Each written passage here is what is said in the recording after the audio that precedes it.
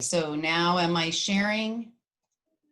Yes, And I'm trying to get it. Should I stay or should I go? So before we get started and introduce our very special keynote speakers, I would first like to introduce members of our executive board. Again, my name is Lawrence Arias. I am not only the chair of the PD committee, but I'm also very humbled and honored to be your elected vice president to the executive board. I see several members of our board as well here, so if I may introduce them. If you don't mind just unmuting yourself, board members and committee members, so you can just do a quick hello to everyone. First, I do see Jim Piazza, our elected treasurer. Jim, thank you so much for being here. Would you mind just saying hello? Hello, everyone. I'm Jim Piazza. I'm your treasurer, your CEMA treasurer. My phones are going crazy. Welcome. Thank you, Jim. I also see our elected secretary, Donna Menzimer. Donna, would you like to introduce yourself, please? Good morning, Donna Menzimer, CEMA secretary. I work at Roads and Airports. Welcome. I do also see Dolores' name on here. Dolores, do you have a moment to unmute yourself? Dolores Morales is our elected president. Good morning, everyone. Dolores Morales. I work for probation and I'm the president for CEMA. Thank you for being here. Thank you. I also see Robin Rivas Romano, a member at large. Good morning, everybody. I'm Robin Rivas Romano. I work at the Social Services Agency. I am not only a member of the executive board, but I'm also a member of the Professional Development Committee. Thank you, everybody, for coming today. Thank you, Robin. I also see Mary Beth Rogers, our incoming elected member at large. Is that correct? Do you mind saying hello? Hello, welcome. Welcome. Nice to see you here. And now I'd also like to, I don't know if I've missed any other members, but I'll go ahead and move over to our Professional Development Committee members. You've already met me, you've already met Donna and Robin and Dolores. But I'd also like to introduce, let's see, Vihar Patel. Good morning, everyone, and welcome. I have the honor of being on the Professional Development Committee with Lawrence, Donna, Robin, and the rest of the gang. I am the Senior EO Officer at the Equal Opportunity Department and honored to be on the Professional Development Committee. Thanks. Thank you. And then certainly not last not least, but our wonderful business reps, CEMA OE3 business reps. We have Adam Cole. Hey everyone, Adam Cole, one of your CEMA business reps. Good to see everybody. And also we have Zeb Feldman. Good morning, everybody. I'm glad so many people are able to make it. Zeb Feldman, Senior OE3 Business Rep. Thank you. Thank you so much. Thank you. Again, welcome everybody. We are recording this session. And again, if you have to drop off early, we intend to run from 11 to 1. But if you have to drop off early, we are recording this and we will publish this to our YouTube page. So for now, I'd like to hand this over to Vihar Patel to host the rest of the meeting. Vihar, take it away. Hey, good morning. Thanks, Lawrence. So I have the honor and pleasure of introducing two of our expert panelists to speak with you. Renee Ostrander is the Chief of Employer Account Management with CALPERS. She's been working there for 20 years. She's been handling planning, policy development, and operations on the retirement benefit side and the contract administration side. She's got an MBA as well as a BS with a concentration in accounting from Cal State University of Sacramento. And then we also have the honor of having Rhonda Schmidt with us. She is the Director for Employee Benefits and has been there for over 20 years. We're going to start with Rhonda, and she's going to give a little presentation for about 20 minutes. And then you will be allowed to ask any questions that you have, and you can just put them in the chat and we'll make sure that Rhonda knows what they are and is able to answer them. And then what we're gonna do is there's some natural breaking points in her presentation. So you'll be allowed to ask questions during those breaking points. Just put all the questions in the chat, and that's the best way for us to get them, and then Donna will read them to the panelists. Thanks for being here. Rhonda, you want to take it away? Sure. Let me share my screen for the presentation.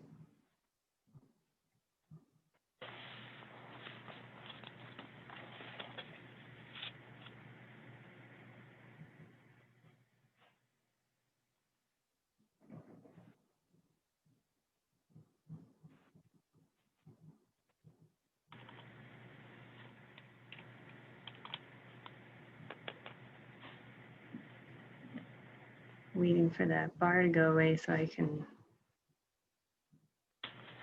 Let's do this.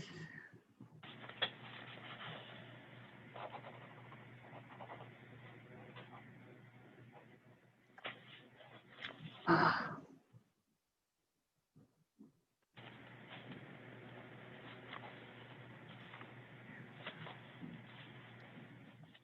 Okay.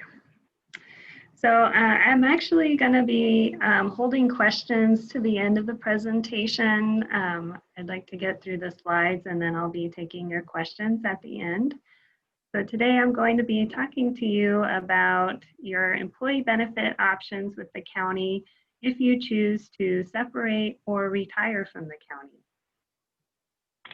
First, I'm going to talk about the benefit options you have available to you if you choose to service retire. And then I'll be going through the benefit options available to you if you separate from service.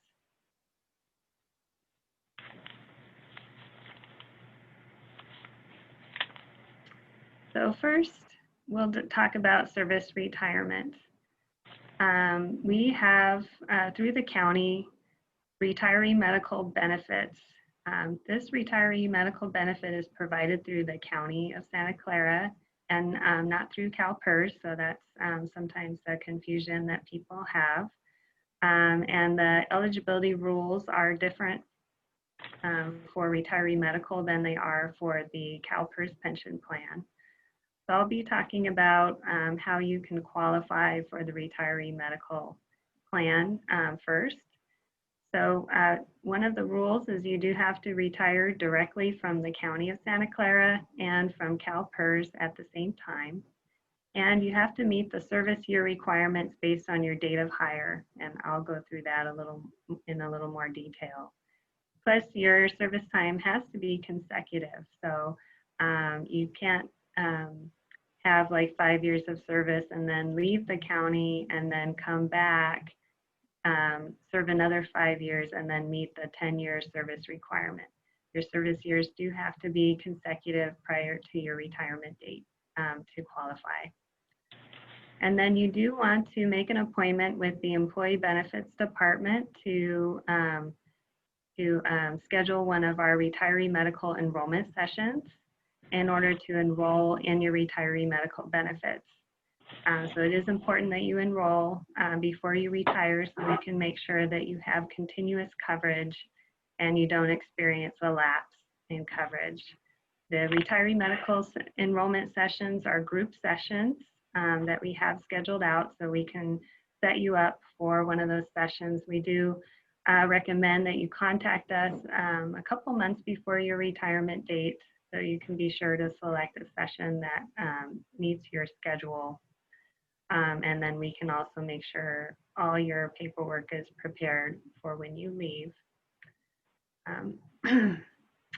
And then the retiree medical benefit itself is based on the cost of the Kaiser plan, the under 65 Kaiser plan with single coverage. So that's what the total county benefit for retiree medical is based on. And then retirees do have the option to choose a higher cost plan than the Kaiser plan. And retirees will pay the difference in cost for that plan option. And then if any dependents, such as a spouse or dependent children, can be added at an additional cost for their coverage as well. So in terms of the service years requirement, this information is based on the rules in the CEMA MOU, and I have a note there that shows which section this information is in case you want to go back and read up on this for some more details. If you were hired before August of 1996, you can qualify with 5 years of service. Between August 1996 and June of 2006, there's 8 years, and then 2006 to 2013, it's 10 years, and then as of August 19th, 2013, anyone who is hired on or after that date, it's 15 years. And just to make sure you're aware that 15 years of service, it does change based on the different unions. So if you do move to a different union, you would have to make sure that you are aware of what the effective date for that 15-year service year requirement is. And then the medical plans that we offer to retirees are the same medical plans that you can get as an active employee. So Kaiser, Valley Health Plan, and HealthNet. However, as an active employee, we have what we call the live or work rule, which means that it doesn't really matter where you live because you're working within the service area of all of our health plans. And so you qualify for all of the health plans no matter where you're living at. However, when you're retired, you're no longer working in the service area, or you may not be working. You're not working, so the Santa Clara County service area may not apply to you depending on where you live. And so some of our health plans, such as Kaiser and Valley Health Plan, have limited service areas. And definitely they're not available outside of California. And so you do want to take a look at where you're living and whether you're living in the service area for these plans in terms of whether you will qualify to be in that plan after retirement. Also, if you're planning to move out of state when you retire, we do have a couple of health plan options for you. One is our HealthNet PPO plan, which is nationwide. And then we also have what we call a payment in lieu plan. The payment in lieu is a cash benefit. And so the county will pay the full county benefit, which is currently about $750 a month. And that gets paid out quarterly to a retiree who's living in another state or even outside of the country. And you can use that to purchase another health plan. And then we do require proof that you have coverage through another health plan on an annual basis to continue participation in that plan.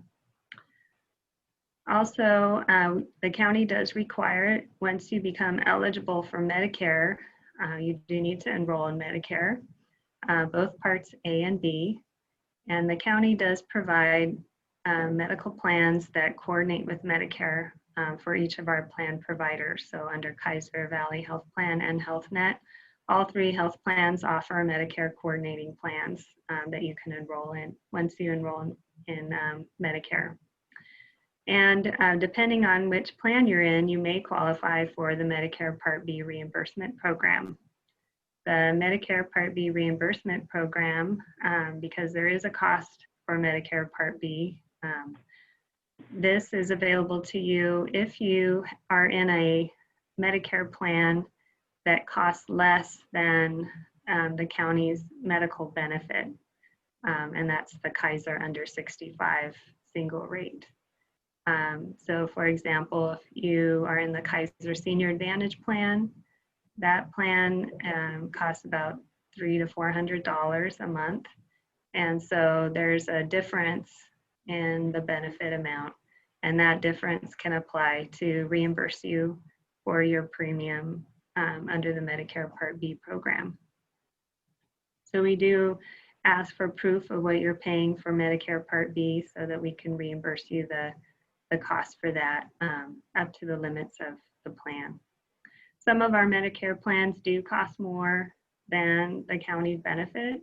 And in that case, if you're enrolled in one of those plans, you would not be eligible for the Medicare Part B reimbursement because you're already receiving the full county benefit for retiree medical.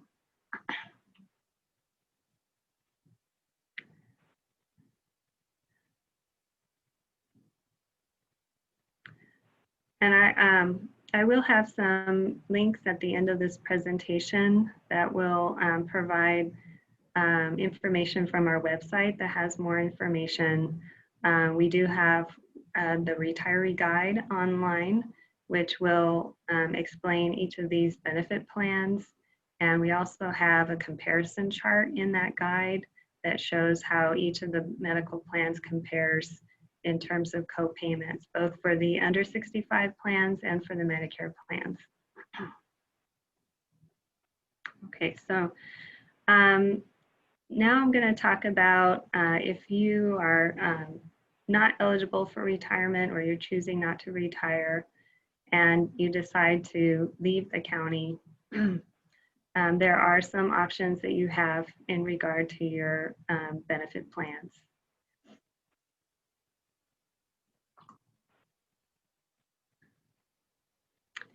For your medical, dental, vision, and health FSA plans, you do have the option to continue those benefits through COBRA.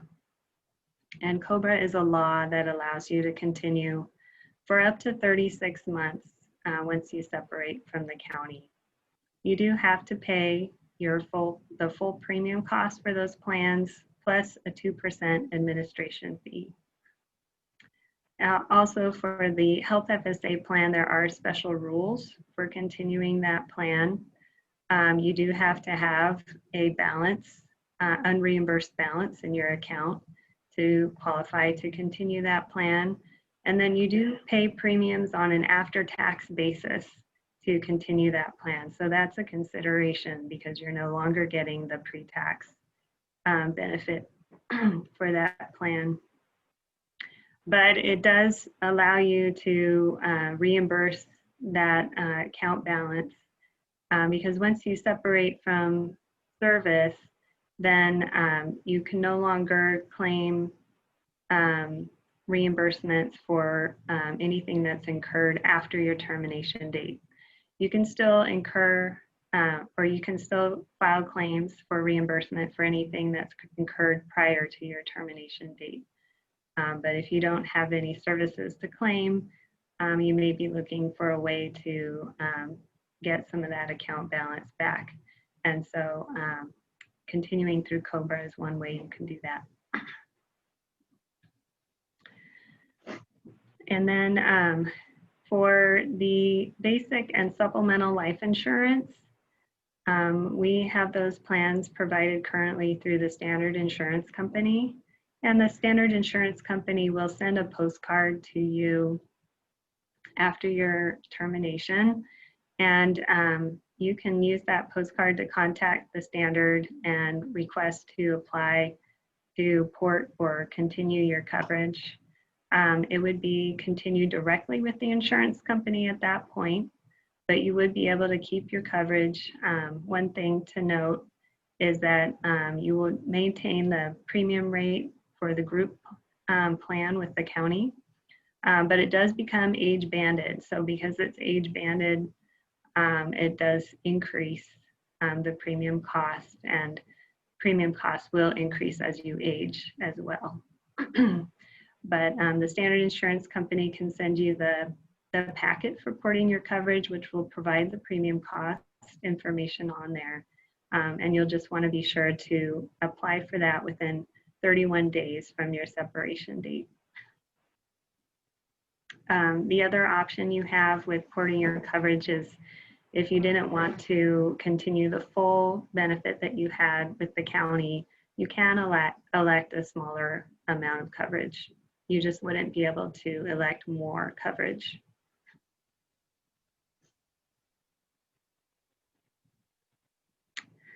For the deferred compensation 457 plan, if you have this plan when you're active, you can choose to leave your money in the plan.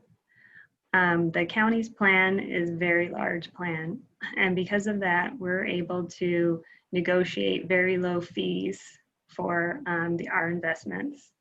And many times, if you are thinking about rolling your money out or rolling it into another plan, if that plan is smaller, they may not have as low fees as we do. And so that can affect how much you're able to earn in your account. So that's one thing to consider when you're thinking about whether to leave your money in the plan with the county, or if you're thinking about rolling it over to another plan. Other qualified plans that you can roll it over to, if you go to another employer that has a 457 plan, you can roll your funds from the county's plan into that plan, or a 401k if you go to a non-governmental agency. Another thing to note is with a 457 plan, the rules are a little different than a 401k plan, and you can make withdrawals once you separate from service without a penalty. So it's not the same as a 401k where you have to reach a certain age to make withdrawals without penalty.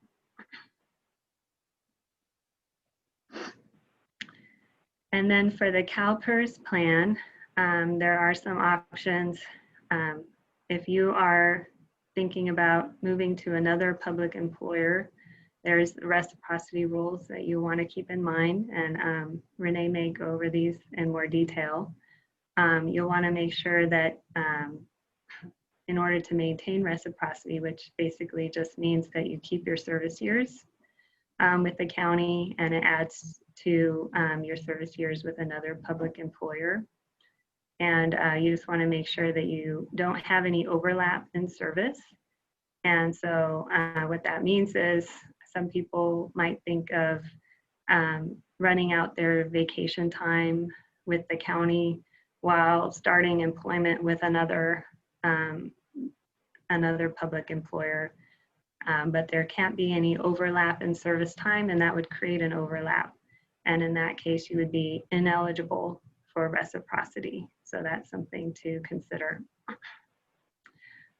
Also, you do have the option to take out a contribution or get a refund of your contributions, but that would essentially discontinue your membership in CalPERS.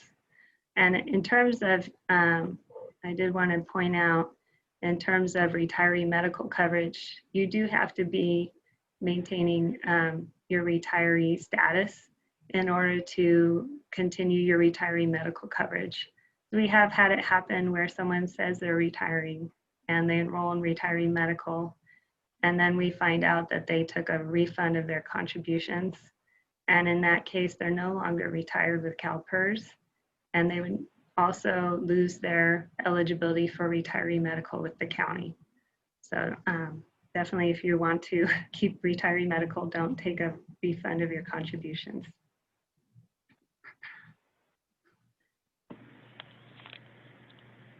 Okay, and then if you are leaving the county, there are possible unemployment benefits.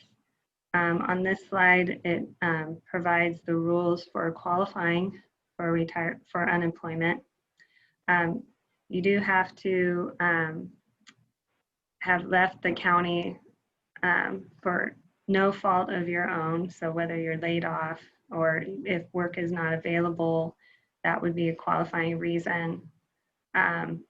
You must be physically able and available for work, and you must be ready and willing to immediately accept work if it becomes available to you, and you have to be actively looking for work. There also may be training benefits available if approved by the Employee Development Department of the state. So this is a state-run benefit, and there are more details on the California's EDD page. The unemployment benefit provides between $40 to $450 per week. It's based on your salary, and the salary is calculated based on a base period, which includes the first 4 quarters of the last 5 calendar quarters. And so that's the quarter period that they look at for calculating what your benefit would be.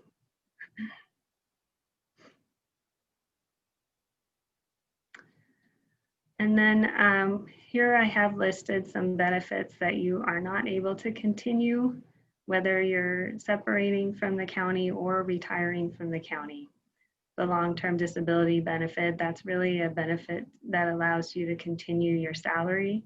And since you wouldn't have a salary with the county any longer, that benefit no longer applies. The accidental death and dismemberment plan also discontinues. And the dependent care flexible spending account is also not available for continuation. So that is something to consider if you have the dependent care FSA and you leave the county mid-year. You would only be able to claim reimbursement for any expenses that were incurred prior to your termination date. After your termination date, those expenses are no longer eligible for reimbursement. And then the pre-tax commuter benefit, if you're contributing to that, that also discontinues once you separate from the county. And any funds you have left in those accounts would be forfeited. And then the Smart Pass program, you can keep your Clipper card, but the pass on there from the county that allows you to ride the VTA light rail and buses for free would go away. But you can still use the Clipper card and load your own funds onto it and use that for commuting purposes. And then in this part of the presentation is where I have some resources listed. I don't know if this is blocking everyone's view, but so the county medical information that you can find more information on, including the retiree guide that I mentioned earlier, plus a retirement checklist that will provide you with a guideline for when you should submit your retirement application, when you should contact employee benefits, and each of the steps that you should take before you retire. And the premium rate sheets for the retiree medical coverage are all listed on that page that I have linked there. And then if you're just separating from the county and not retiring, the information that I provided regarding COBRA and unemployment and even more information can be found in our employee offboarding information document that I have linked there.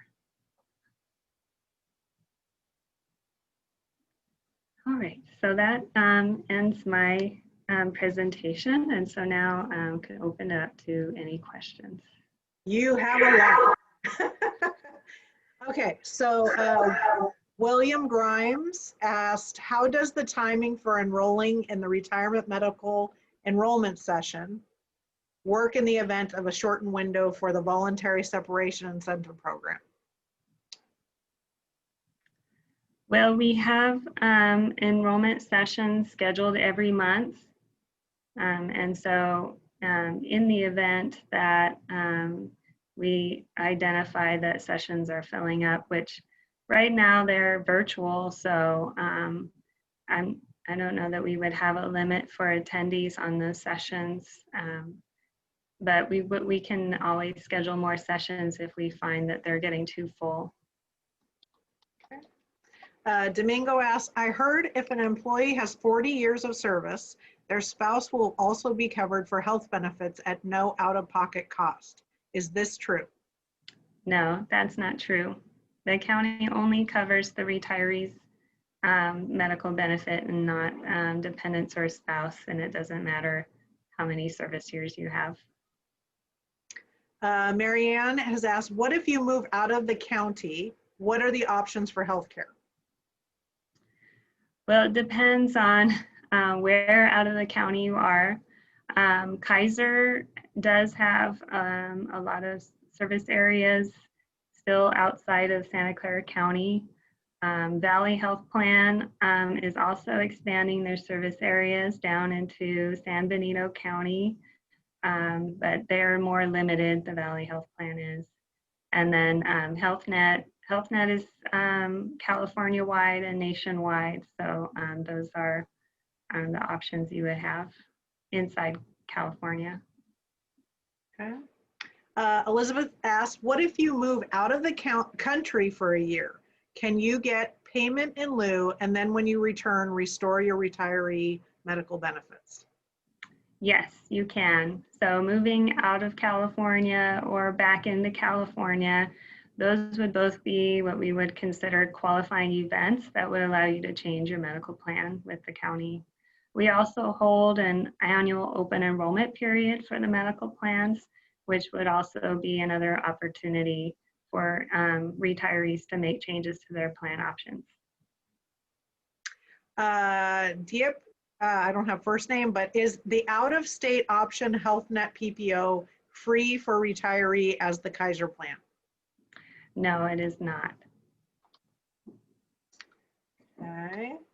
My spouse is already receiving county retiree medical benefits. How does this plan help me and what is different?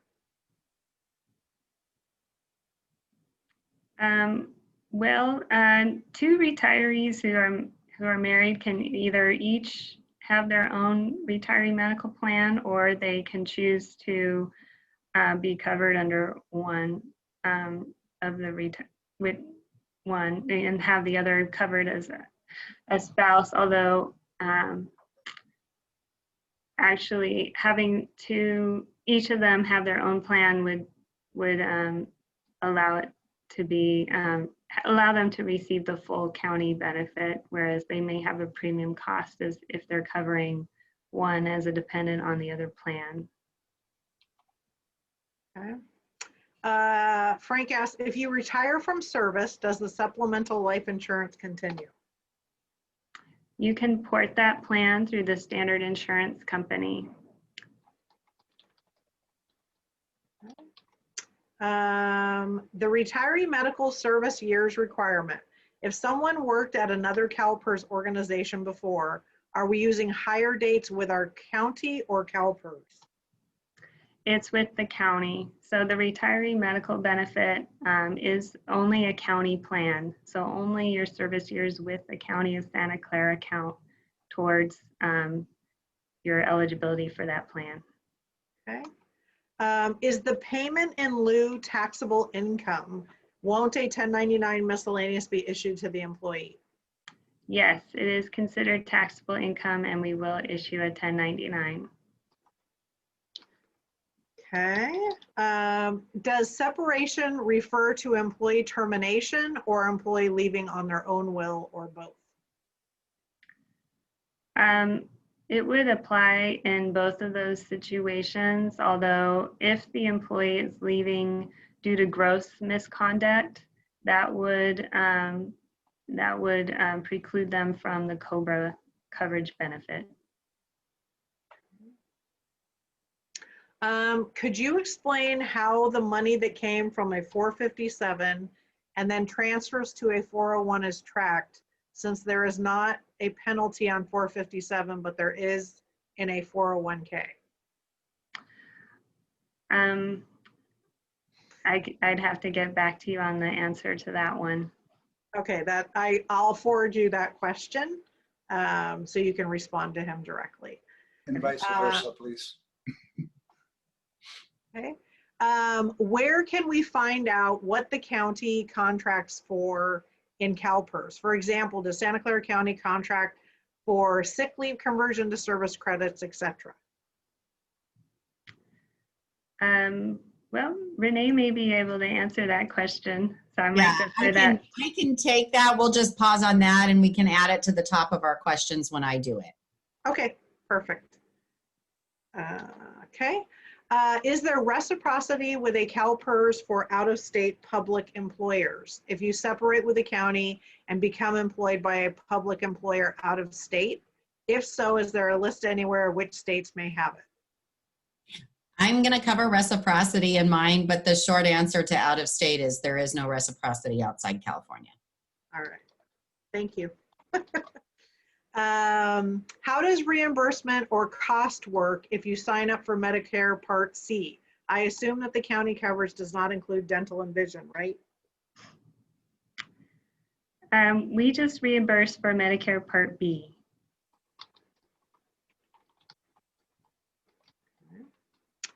On the refund rollover, is that only applied to our contribution as well as what the county contributed to the member account?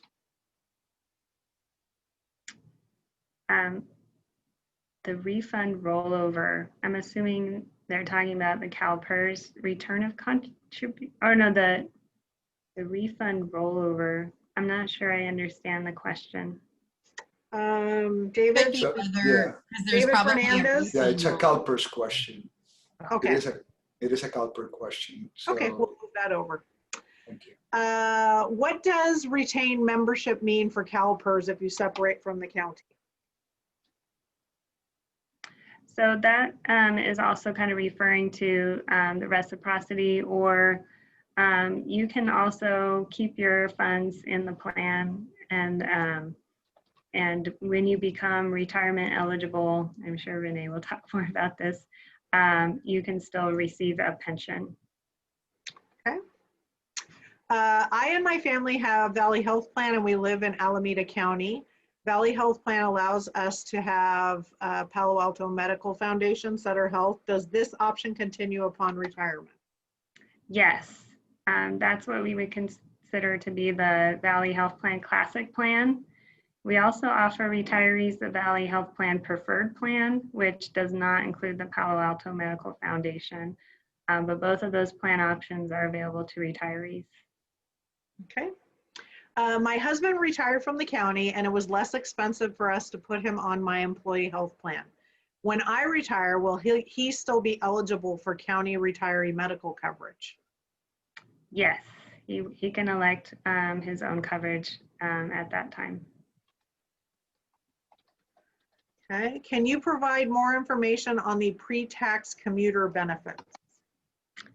So the county currently provides the ability to sign up for the pre-tax commuter benefit program through Navia Benefit Solutions.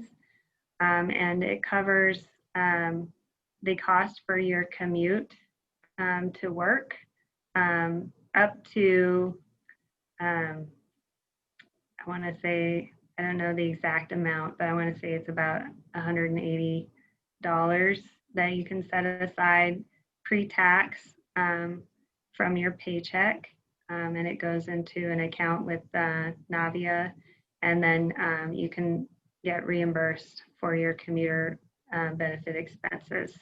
And that would be expenses for like taking Caltrain, for example, or also parking expenses if you have to pay for parking at your work.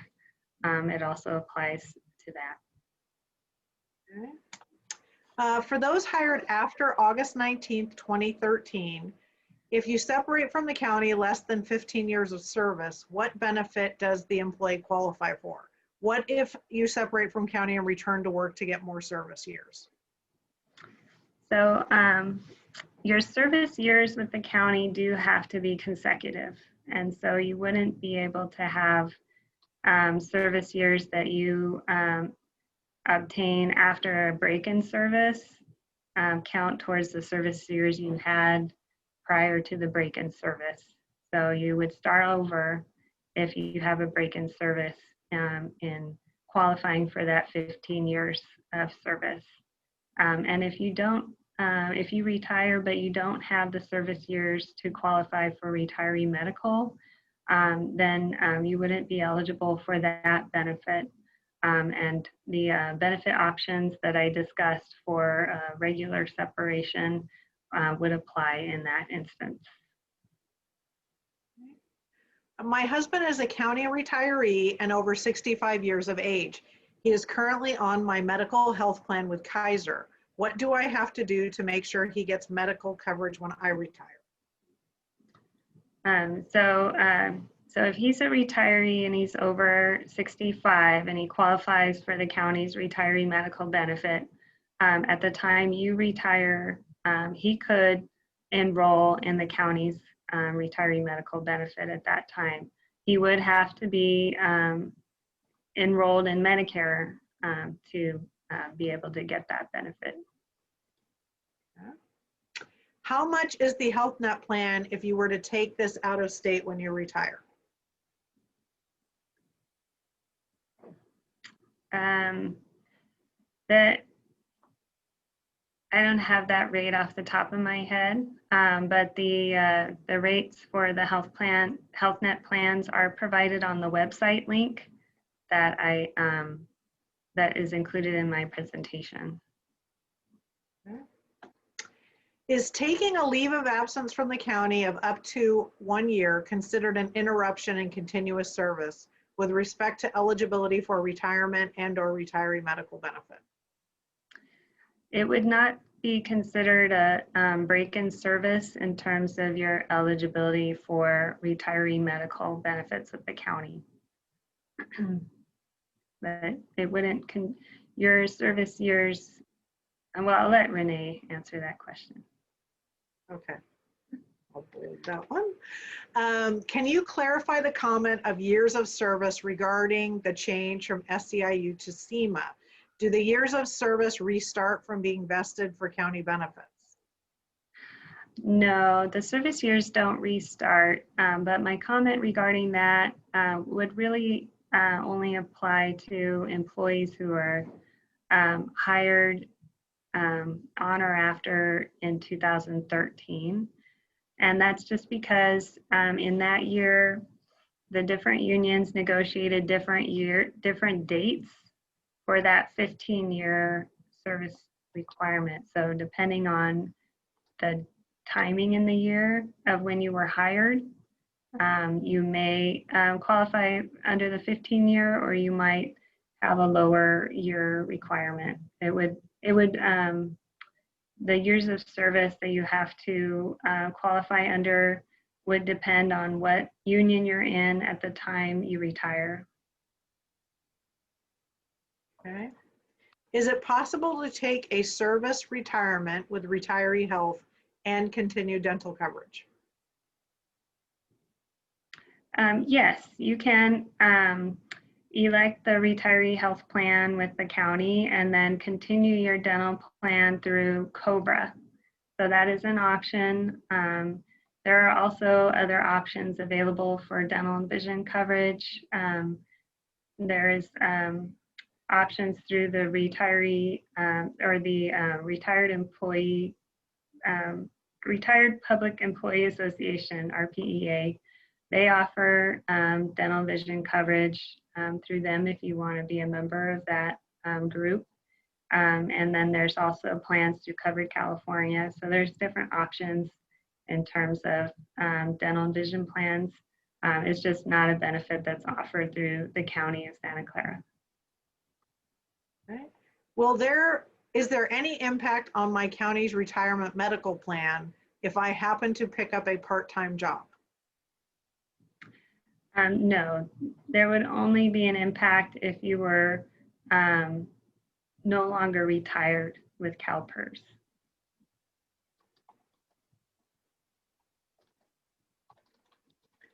Okay. Working after retirement, depending on where you work, could impact your retirement with CalPERS. And I'll talk about that in my session. Okay. Sorry, I finished those. Let me just copy the last 3 that came in. Where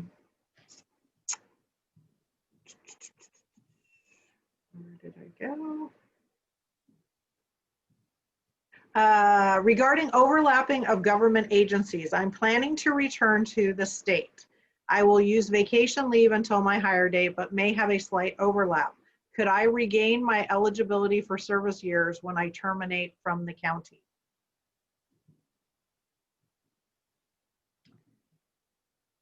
I'm not sure I understand that question. Tracy, do you want to chime in? You can unmute yourself and ask.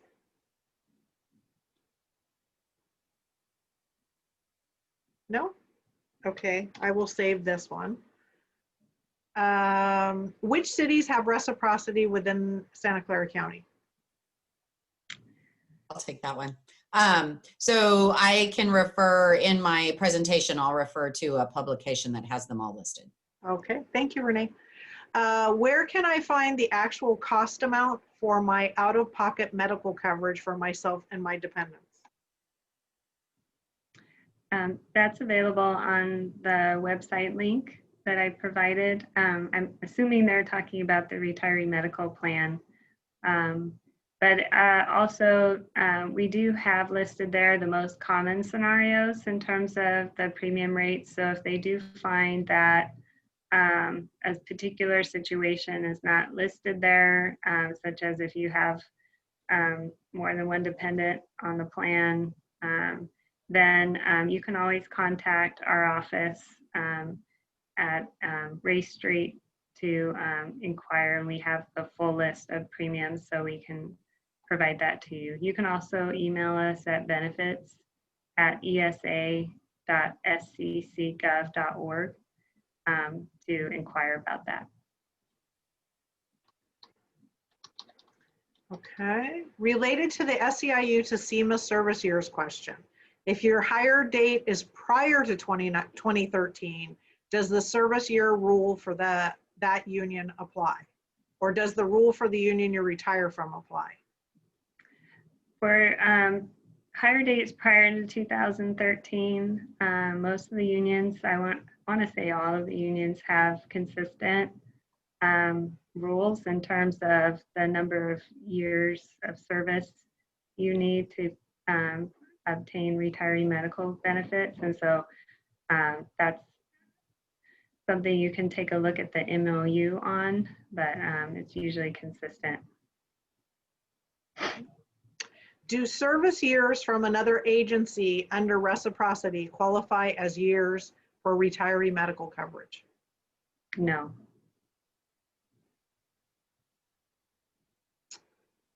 Let's see, I'm just making sure I didn't miss any. So that was the last question that was asked.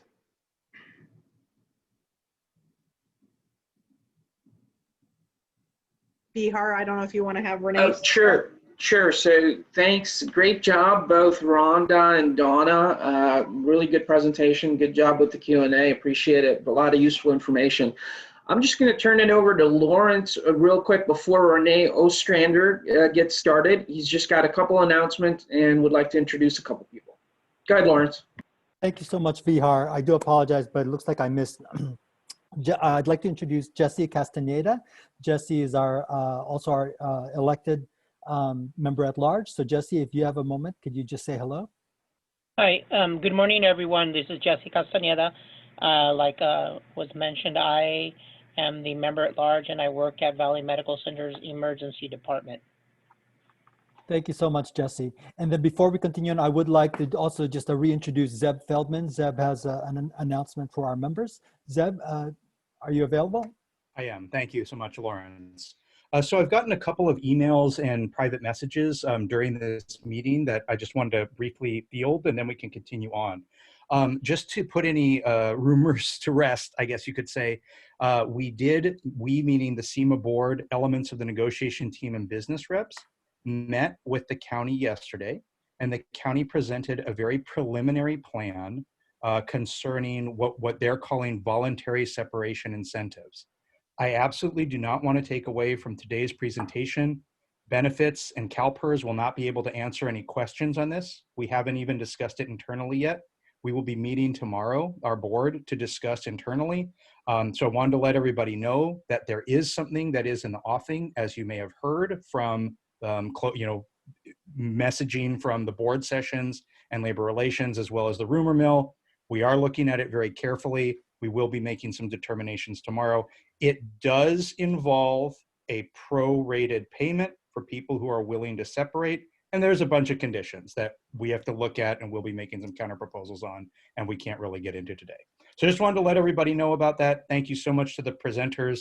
This is not meant to derail your presentation at all. Please keep asking those questions about retirement and benefits, which are unaffected by this document. And just so if you could make sure when you post questions, please post them to everyone.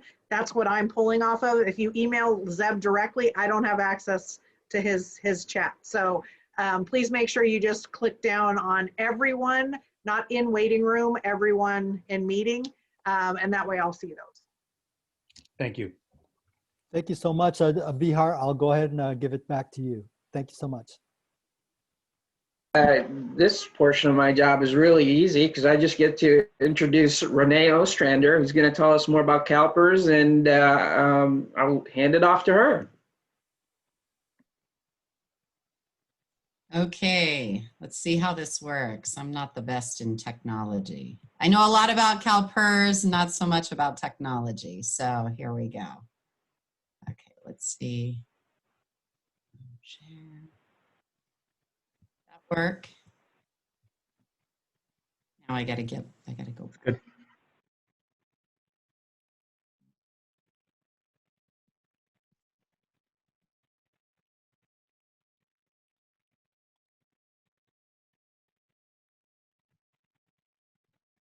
Fortunately, I can't get that one to move.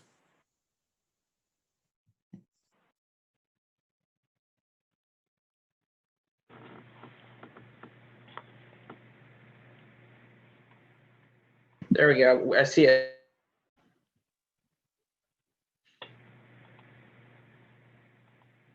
I'm having the same problem that I feel. See now, Rhonda, you can feel better. I'm having the exact same issues.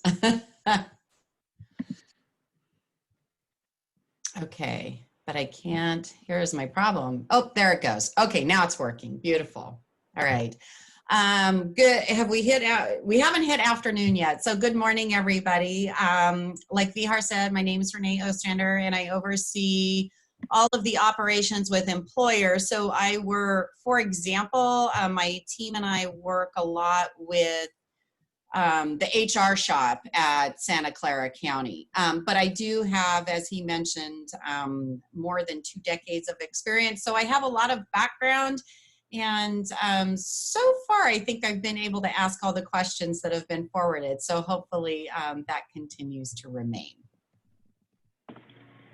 Lots of ground to cover. We'll see if we can, I do have some natural breaks, and so we'll try to find questions that are applicable within those breaks, and then I'm sure we'll have time at the end to answer stuff. But really it's gonna be, CalPERS is your retirement system, and the most important thing is for you to get to know about CalPERS, get to understand what your benefit is, what you have, and then what happens if you leave. So if you separate and then later come back to the county, you move to another CalPERS employer, like for example, somebody talked about moving to the state, or if you move to a reciprocal system, we've had some of those questions. So we're gonna cover a lot of those at a high level embedded in the presentation, and Vihar has posted it into the chat. You can pull that down, and there is links to publications to provide you even more information. So you're going to be flooded with information by the end of my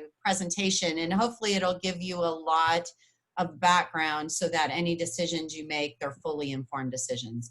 And then the exciting piece, if it's not just separation, but it's actually retirement, we're going to talk a little bit about that. I'll give you some more publications you can look at. And then we even had some questions about working after retirement that have already come up. So we'll cover those as well.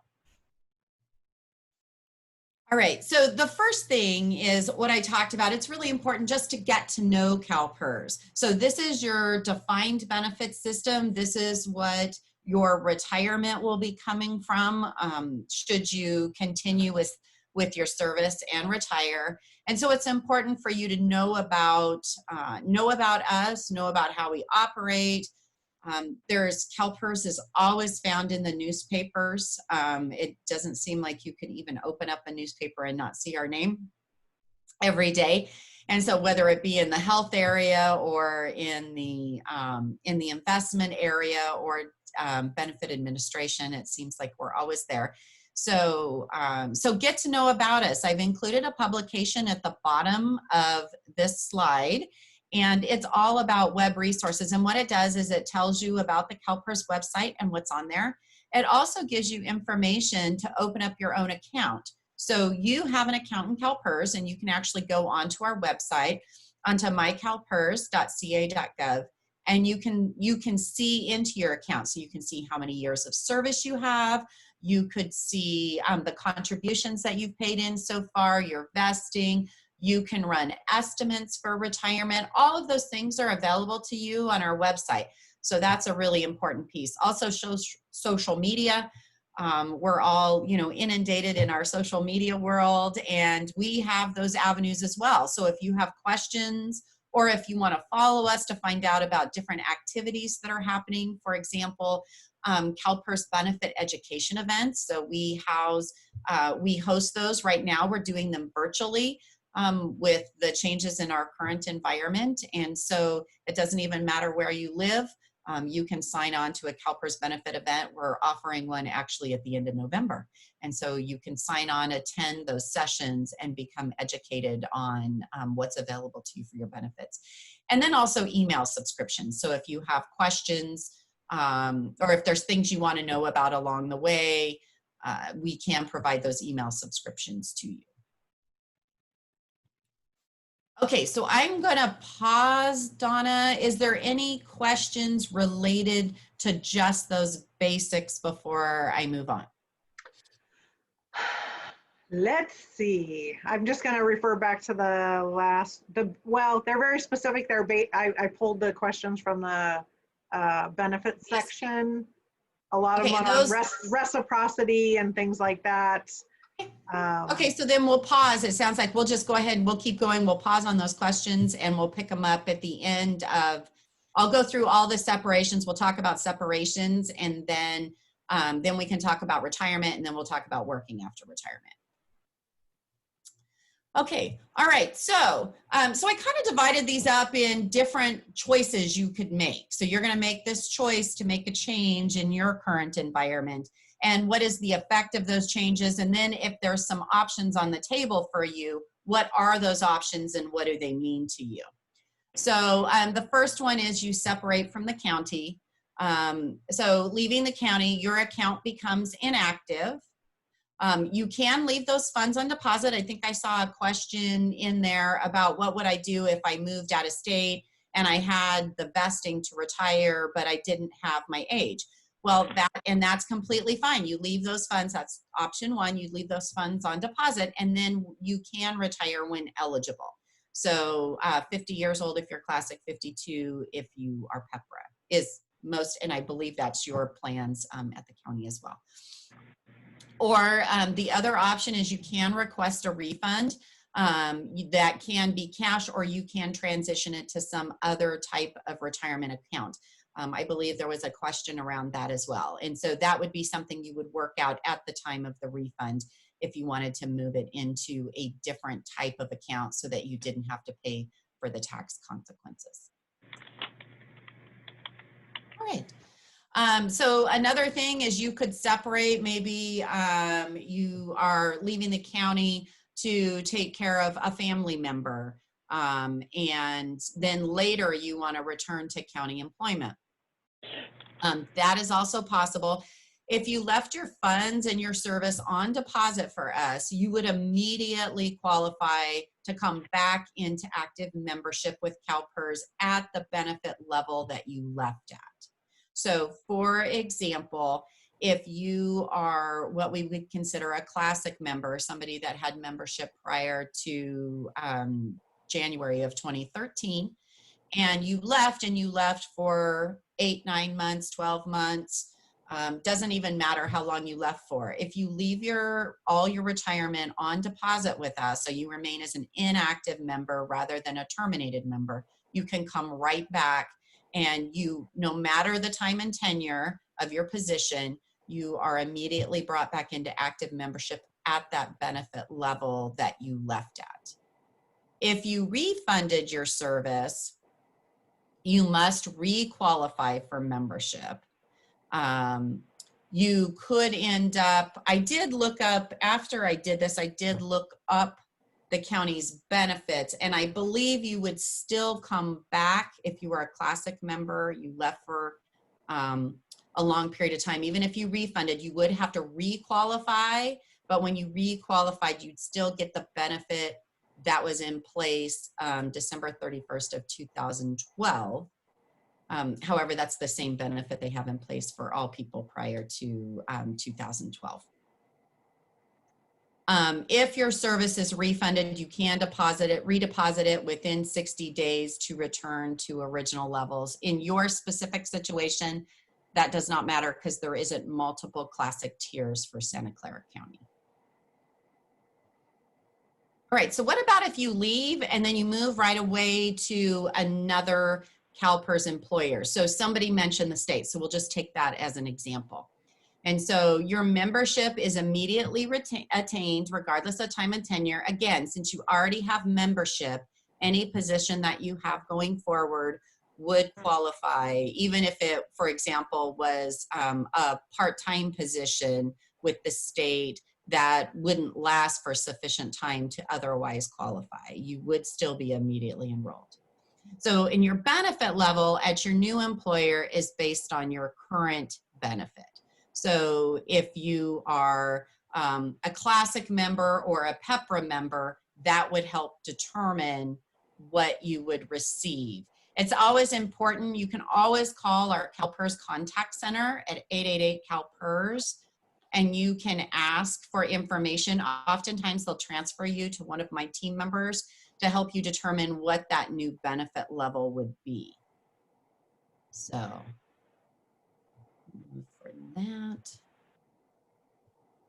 Now, if you left county employment and then waited 6 months and returned to employment at another CalPERS employer, that could end up in different benefit levels. So if you leave it on, we're assuming again, all your funds have been left on deposit and you didn't refund anything. But your membership is immediately attained regardless of time and tenure. So even if it's a part-time temporary position, you would be immediately eligible. If you were a classic member when you left the county, the likelihood is you would be classified as PEPRA. The only way that you wouldn't be is if the employer that you've gone to was a prior employer for you before the county. Obviously, if you're PEPRA, you would continue to be classified as PEPRA. All right, now changes now if you move to a reciprocal system. So instead of in the last situation, we talked about whether or not you would leave the county and go to the state. In this case, you would leave the county and potentially go to another reciprocal system. It could be the city of San Jose, or it could be the county of Alameda. They both have their own systems. And so the effect of that is the reciprocal benefits are available. Okay, perfect. So, so then let's talk about those options. So you can elect reciprocity in the new system. And all the benefits are detailed in this publication here. So there are different things like vesting, salary exchange, some of those types of things are available to you when you move to another reciprocal system. All of that is detailed in there. Or you could choose not to elect reciprocity. So an example of that would be is you work for the county and then you've decided that you've accepted a position with the city of San Jose, but you've decided that instead of linking them through reciprocity that you don't want to elect it, instead you want to retire from your CalPERS covered employment. You could do that. You could retire from CalPERS, so you'd retire from CalPERS in the county, then accept a position at a reciprocal system that is not linked. And so in that case, you would become what they call a PEPRA member in their tier. So since you don't link it, you don't get the benefits of the potentially higher value of service. Okay, so I'm gonna stop with that, Donna. I know I talked fast. There was a whole lot of information in just those few slides. And so let's answer some questions that aren't related to retirement or working after retirement that you've received so far. Okay, so I'm going to go back to some of the questions that were said, wait, and you'll answer. Yep. Could you explain how the money that comes from a 457 and then transfer to a 401k is tracked, since there is not a penalty on the 457, but there is on a 401k? Okay, so the county, my understanding is CalPERS does not administer the supplemental retirement or supplemental savings, deferred savings, that the county operates that themselves. So that would be a county question that they probably would want to answer specifically for that person. Okay, that one I will send to her. Where can you find out what the county contracts for in CalPERS? For example, the Santa Clara County contract for sick leave conversion to service credits, etc. So I actually looked that up to specifically have that available. So for classic members, so those are people that have membership prior, generally, people that have membership prior to 1/1 of 13. Okay, and the benefit for those individuals is 2.5 at 55 with a 1-year final comp, a $5,000 death benefit, and then some survivor benefits. I think there was a question surrounding, and then they have a COLA, 2% COLA. I think there was a question related to sick leave conversion, and I do not see that the county contracts for a conversion of sick leave at the time of retirement. I will say, because we had 2 people in our department. If you have over 45 years of service right now, which we just had somebody retire, and then we have one who's been here 52 years, they actually, whatever they got hired into, do have service credits for sick leave. But those are the only ones I've ever heard of, yeah. Yeah, I'm looking at this current benefit effective, and I'm not seeing that it's there. So that's what I would just say. I'm not seeing that it's offered. So that must be something very unique. And it's very old, yeah. On the refund rollover, is that only applied to our contribution as well as what the county contributed to the member account? So if you're asking about, now remember, there could be 2 different refunds, right? It could be the retirement, which I think is what they clarified, that it would be retirement versus the 457. So the answer related to your 457 or 401k that the county provides would be different. But for CalPERS, for your retirement, if you take a refund, the only thing you are refunding is the member contributions and then the interest earned during the period it's with us. So employer contributions related to a defined benefit plan stay with the plan. Okay. What does retained membership mean for CalPERS if you separate from the county? So if you're separating from the county, but you do not elect a refund, then that would be retaining membership. So you would remain as an inactive member. Versus if you refund, then you become a terminated member, and then you have to qualify for membership all over again at the next employer that that you go to. Okay. This was partially answered by benefits, but they said there was a CalPERS section of it.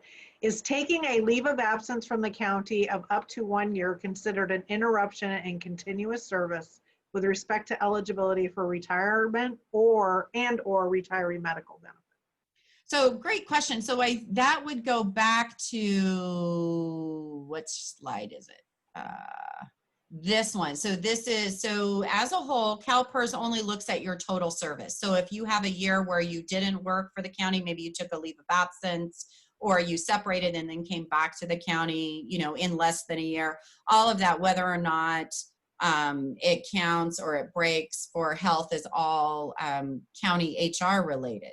But in terms of CalPERS, we're going to add all that service together. And when you return, even if it's more than 6 months, but say less than a year, this is the slide. The slide number 5 would be the slide that would apply to you. So if you left your funds on deposit, you'd immediately qualify when you came back, and you would be under the current plan you're under. So for example, if you are a classic member at 2.5 at 55 with a 1 year final comp, and you leave, when you come back, that would be the same benefit level you would receive. Okay. If there is no reciprocity out of state, what happens to your service time with CalPERS if you have enough service years to be eligible, like 20 or 25 years, but separate from the county prior to retirement age? Yep, and that was the one I was answering right here. So you could leave your funds, slide 4, you can leave your funds on deposit. And then just when you hit retirement age, presumably if you have that many years of service, you're a classic member. And so you would be able to retire at 50 years old. Okay. Regarding overlapping of government agencies, I'm planning to return to the state. I will use vacation leave until my hire, but may have a slight overlap. Could I regain my eligibility for service years when I terminate from the county? I'm not sure what you mean by regain service eligibility, but that would be like this one right here. So what happens if you have, so this isn't reciprocity. So what we're talking about here is going to another CalPERS covered employer. So going to the state. So when you have overlap in here, what I would say is that you just will not earn any type of service credit until you stop your service for the county. So you're not gaining anything in your retirement by running out leave while it overlaps. So obviously if you're wanting to run out leave until you start with your position and until you're membership eligible, that's great. However, it doesn't earn you any additional service credit. You can only earn full-time at a time. You can't earn double full-time at a time, if that makes sense, I hope. Which cities have reciprocity within Santa Clara County? So that is on that, in that publication right there. So that publication, Pub 16, provides you all of the cities, the counties, all independent systems in your area. So you can look and kind of, venture out. All the counties, but I will tell you, we have reciprocity with all counties, or the counties are with us. Like, for example, Santa Clara County is with us. Yolo County is with us, but Alameda County has its own. San Joaquin County has its own. So, but that list would tell you who is reciprocal.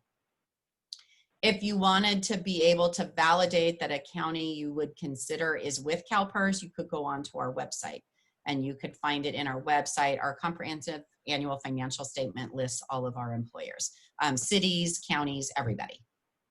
Okay. Is it still considered retirement if you take advantage of a voluntary separation plan when one is offered? In other words, if you are ready to retire anyways and a voluntary separation incentive is offered and you accept it, for purposes of benefits, is this still considered retirement? It used to be referred to as an early retirement incentive, which made sense, but this sounds a little different. Yeah, so the voluntary separation is different, and I'd love to revisit this question in a different manner near the end. So, because there does become restrictions when you start talking about separation plans in terms of returning to work. But, whether any type of incentives to retire or just incentives to separate, that doesn't change your CalPERS benefit and receiving your retirement benefit. Hello? You have separated from the county. How does the retirement benefit formula work when you have service with multiple agencies? Oh, great question. So what actually happens is your benefit is actually multiple benefits all in just a single check. So for example, I currently work for the state of California, obviously. And so I will have a benefit stream that is the state of California. If I were to come to work for Santa Clara County, for example, then I would have another stream that would start calculating under Santa Clara County and Santa Clara County's benefit structure. And then when I would go to retire, CalPERS would just take my time with the state of California and my time with them, calculate a separate benefit for each of them and add them together. So because your benefits could be different. For example, you could be in an employer that offers right now for Classic members, Santa Clara County Classic members have a 1-year final comp. But there are other employers that have a 3-year final comp. And so we go back and we calculate a 1-year final comp, we calculate a 3-year final comp, and we apply it to all of the separate plans because each employer pays for their own plan. And then we just add it together to give you a single benefit at the end. Okay, you tell me if you want to stop and move on to your, you have about 20 more questions. Okay, and so, well, let's move then. We'll move on to retirement. Some of these might get answered too as we talk about retirement and then working after retirement. But I'm so glad lots of people have questions. This is awesome. Okay. So the first thing about retirement, so important for everyone to understand, is you must leave employment with all CalPERS covered employers. So on occasion, we will have individuals that work full-time. So for example, say you're working full-time for the county, but you may work part-time in another position for a CalPERS covered employer, or maybe even additional part-time position for the county. And so what the point is you have to separate from all CalPERS covered employment, part-time, full-time, all of it in order to retire. So I've listed 3 different items. We always tell people the most ideal situation is to start planning for your retirement about a year out. So it's not necessary, it's not required, but there is a lot of steps to retirement. And so the more time that you have to follow through with all of that, oftentimes the easier it is.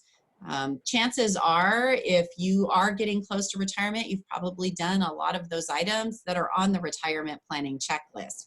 Things like, you know, getting estimates and different items like that. So publication 1 is all about planning for it. So it provides you a lot of information.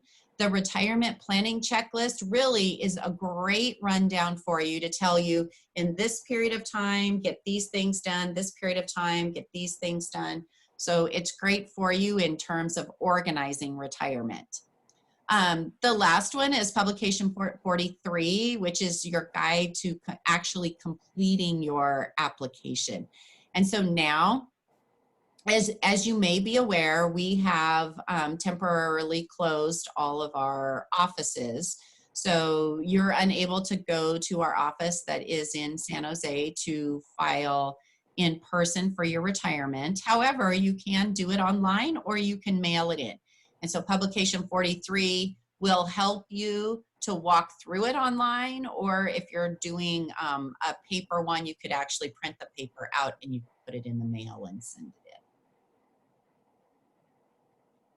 Other items we always tell people to consider when they're thinking about retirement is distribution of other deferred comp plans. Rhonda talked a lot about that in hers. Health benefits eligibility, she also talked about that in hers. Your Social Security benefit, I believe I saw that you guys do contribute to Social Security. It says modified Social Security coordination, so it looks like you guys do. And then also financial planner discussion. So whether or not, we do not offer it, but whether or not you may want to discuss with a financial planner different items such as, you know, what option would you want to take? What other financial considerations do you need to take into account at the time you're retiring, ongoing support, financial support for your situation, that type of thing. So, and then I would also just highlight, if you are considering retirement and you have any outstanding community property claims. So say you've been married during the time that you were with CalPERS, and there's any type of community, you've now divorced, and there's any type of community property issues that you need to settle, you will want to get those resolved with us prior to your retirement. This publication will give you a lot of information about what needs to be in place or what would be needed in order to settle that to be able to release your benefit. Okay, so Donna, how about, do you have any specific ones related to retirement? Let's look. And if not, we'll just keep moving to working after retirement, and then we'll just lump them all in at the end. I mean, I think they are. So if you transfer your CalPERS funds to another retirement system, You can't do that. are there any penalties? You can't transfer it to another defined benefit. You can, we talked about refunds, and you can transfer your member contributions. If you separate from service, you have to fully separate from CalPERS, have no active employment, then you can request to do a refund. And then that refund you could request to roll over to where I believe there's no penalties. Obviously, you'd want to check with a tax advisor to make sure that, that what you're doing works for you and that tax-wise it's correct.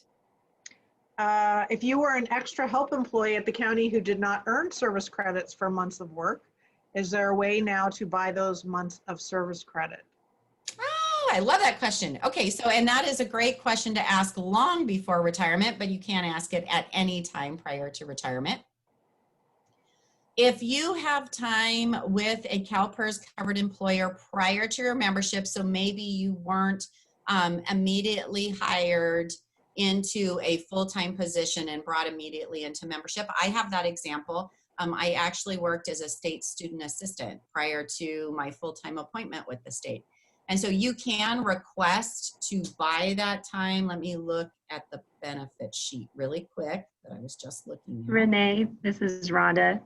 I Yes. just want to mention that extra help employees are excluded from our CalPERS contract. From your CalPERS contract. Okay, so then the answer to that for specific extra help would be no, as long as it's not excluded by contract, you can buy it. And I'm looking and I'm not seeing that they couldn't except for the contract exclusion. Thank you, Rhonda. Are we using a start date with CalPERS or county when you define a classic member?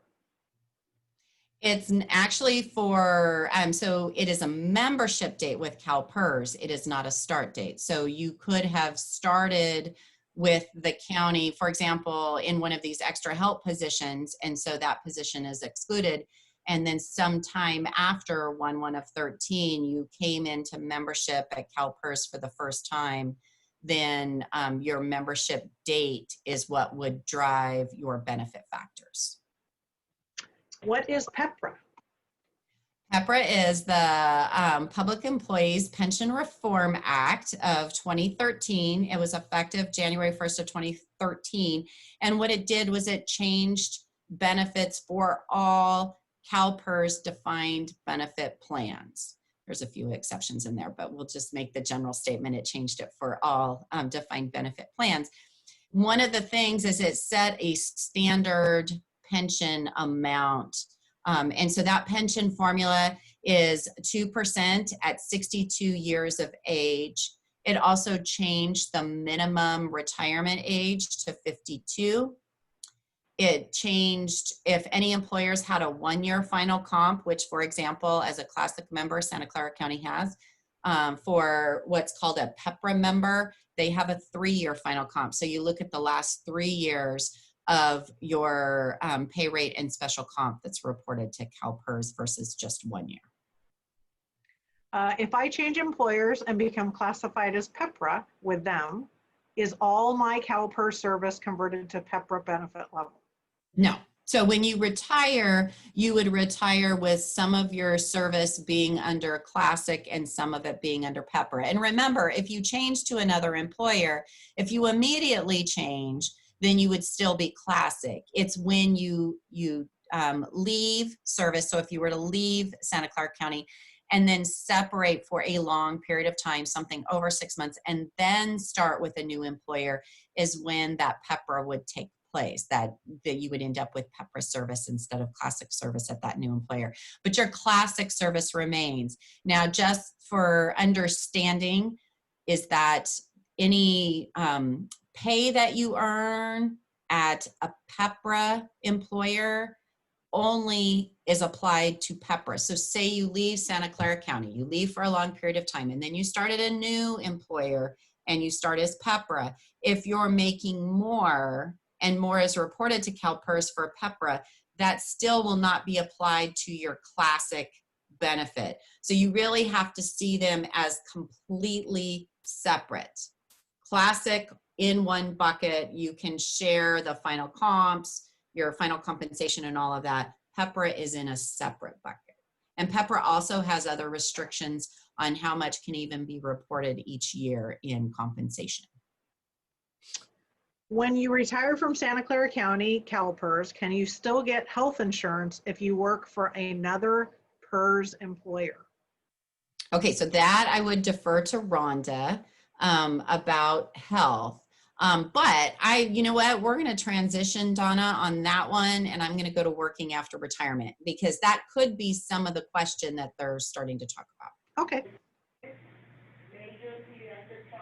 Okay, all right. So in working after retirement, once you retire, you maybe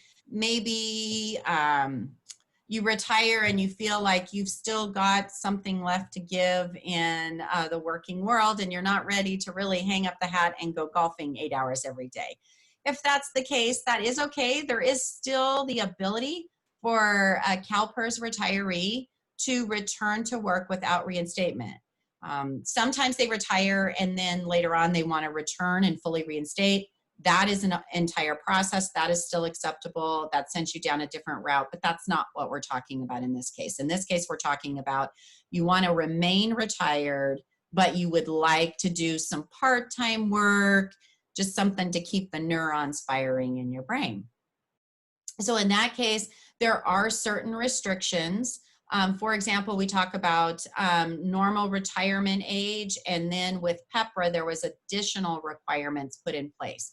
So normal retirement age is the highest age of your formula. So for example, with Santa Clara County, it's 2.5 at 55. So 55 would be your normal retirement age. If you also worked elsewhere and maybe they had a formula that was 2 at 60 or 3 at 60, then your overall normal retirement age would be 60, not 55. And so the reason why that's important is when you go to retire, there is requirements in the Internal Revenue Code. So this isn't even a state law. This is a federal law that you cannot return to an employer within the first, you cannot have a prearranged agreement. And then we identified that as returning within 60 days. So, so if you're over your normal retirement age, there isn't any issues, but otherwise you cannot return within the first 60 days. There are some exceptions to it, but that is the general rule. The other rule is that it doesn't even matter your age, but once you retire, you cannot return to work for a CalPERS covered employer for the first 180 days, which is about 6 months. There are some exceptions to that. For example, if you're doing work that the employer has deemed to be emergency to avoid the stoppage of public business, or if there's some special skill set, it does require additional resolutions at the county board level. So, but anyways, so that there are some restrictions related to that. You cannot immediately return to work without going down the avenue of some of those exceptions. There's also restriction on the hours that you can work. There's restrictions on the pay and benefit. And so Zeb, I believe it was, had mentioned something about there's been some discussion related to a voluntary separation agreement. So any of those type of things, voluntary separation or any type of additional incentives you get to leave your position, or in this case, leave and retire, those exceptions to returning sooner than 180 days would not apply. So you are required to wait out the 180 days before returning to any type of part-time employment at a CalPERS covered employer if you were to receive one of those. There is a guide. We talk about this publication 33. That is a guide to working after retirement. And that can provide you a lot. It will provide much more in-depth information for you related to what these restrictions are and how they could potentially play into your retirement choices. The one thing I would impress upon you is that if you do choose to retire thinking that you do want to work after retirement, these laws are very strict and the penalties are very harsh, and there isn't much wiggle room in terms of the penalties. These penalties ultimately say that the member will be reinstated and will have to pay back all of their retirement benefit back to the time of violation, should any violation occur. And so you do want to keep a very close eye on all of those rules and make sure that you are following them if you choose to come back and work after retirement.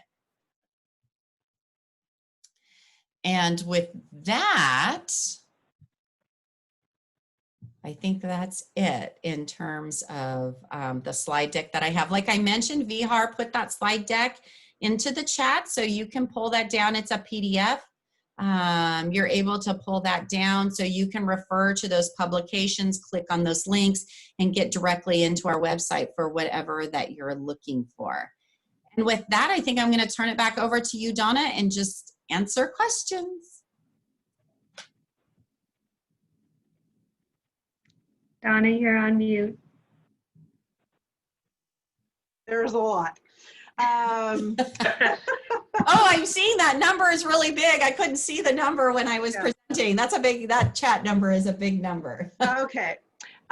If I worked for another county in California for a few years and left that county, and then a few years later joined Santa Clara County, how do I transfer service time from previous counties?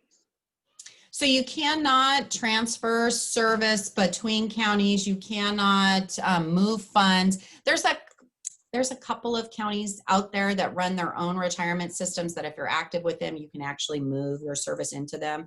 CalPERS does not allow that. But if you have a couple of years break and you don't have a link within 6 months between those services, then they cannot be linked. The two retirements would be separate from Santa Clara County under CalPERS and then the other county that you worked for. Okay. And I'm just going to go through. So some are going to probably go to Rhonda. Rhonda. Yeah. Mm-hmm. If you borrow money from your deferred comp and are making payments, if you retire, do you still need to continue making those payments? That would be a Rhonda question. Yep. And she might have to take that back. I might, yeah, I want to make sure that I answer that correctly. And okay. So I'll probably have to get back to you with the answer. I'm highlighting the ones that we're getting back to, and I'll send those out to you guys. Okay. What happens to the money in a non-PERS system when one moves to a PERS system with reciprocity, not vested in a non-PERS system? Okay, so I'm going to assume the non-PERS system is a reciprocal system. That's kind of a big leap, but I'm going to answer based on that leap. If Benjamin Lum is on, you can unmute and clarify.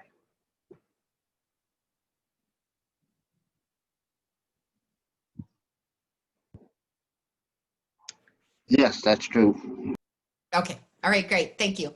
All right, so so if you have service time, I have no idea who, Benjamin, so I'm just going to say Alameda County, just for giggles. Okay, so Alameda County, you have time there, and then you move to CalPERS because you have time with Santa Clara County.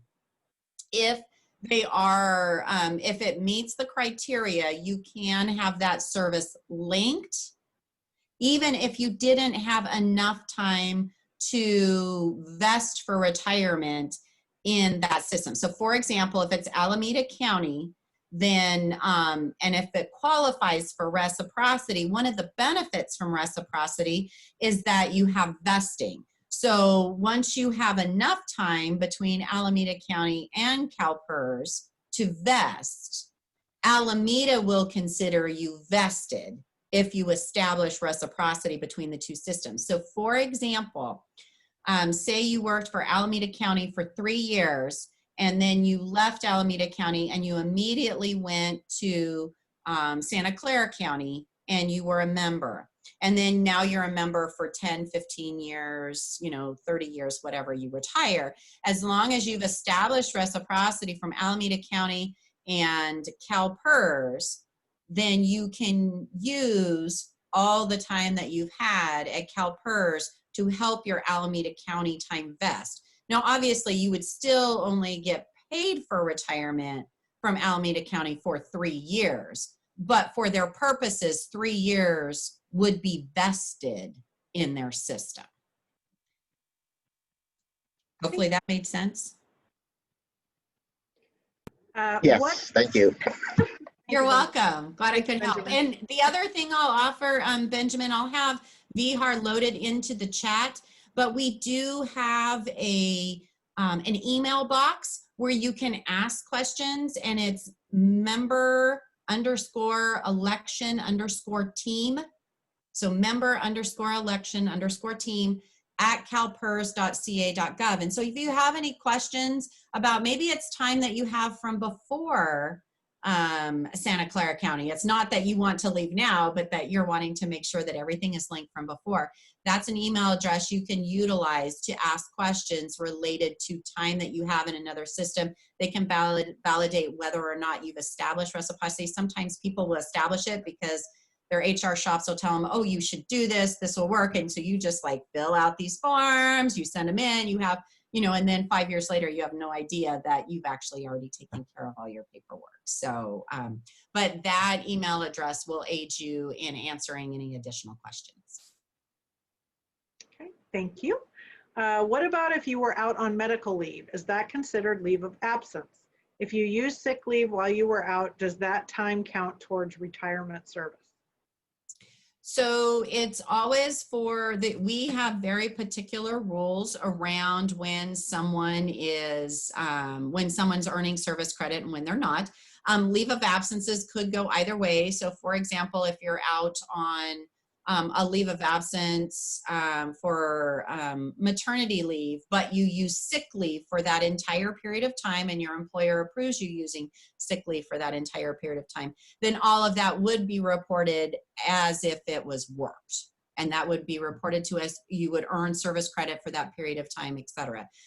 However, if you go on an unpaid leave of absence, you're not earning service credit because it is there is very specific criteria on when we will give that, and unpaid leave time is not one of them. Okay. CalPERS eligibility requires 5 years of service before vesting.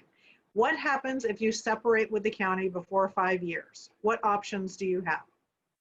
So that goes back to the one slide that that was on there. I had assumed vesting, but it still works the same. If you leave the county and you don't yet have 5 years of service, you can still leave those funds on deposit, and then they can stay there because maybe you're going to go to work for someone else and you'd work for a couple of more years, and then you would earn that full 5 years so that you could retire.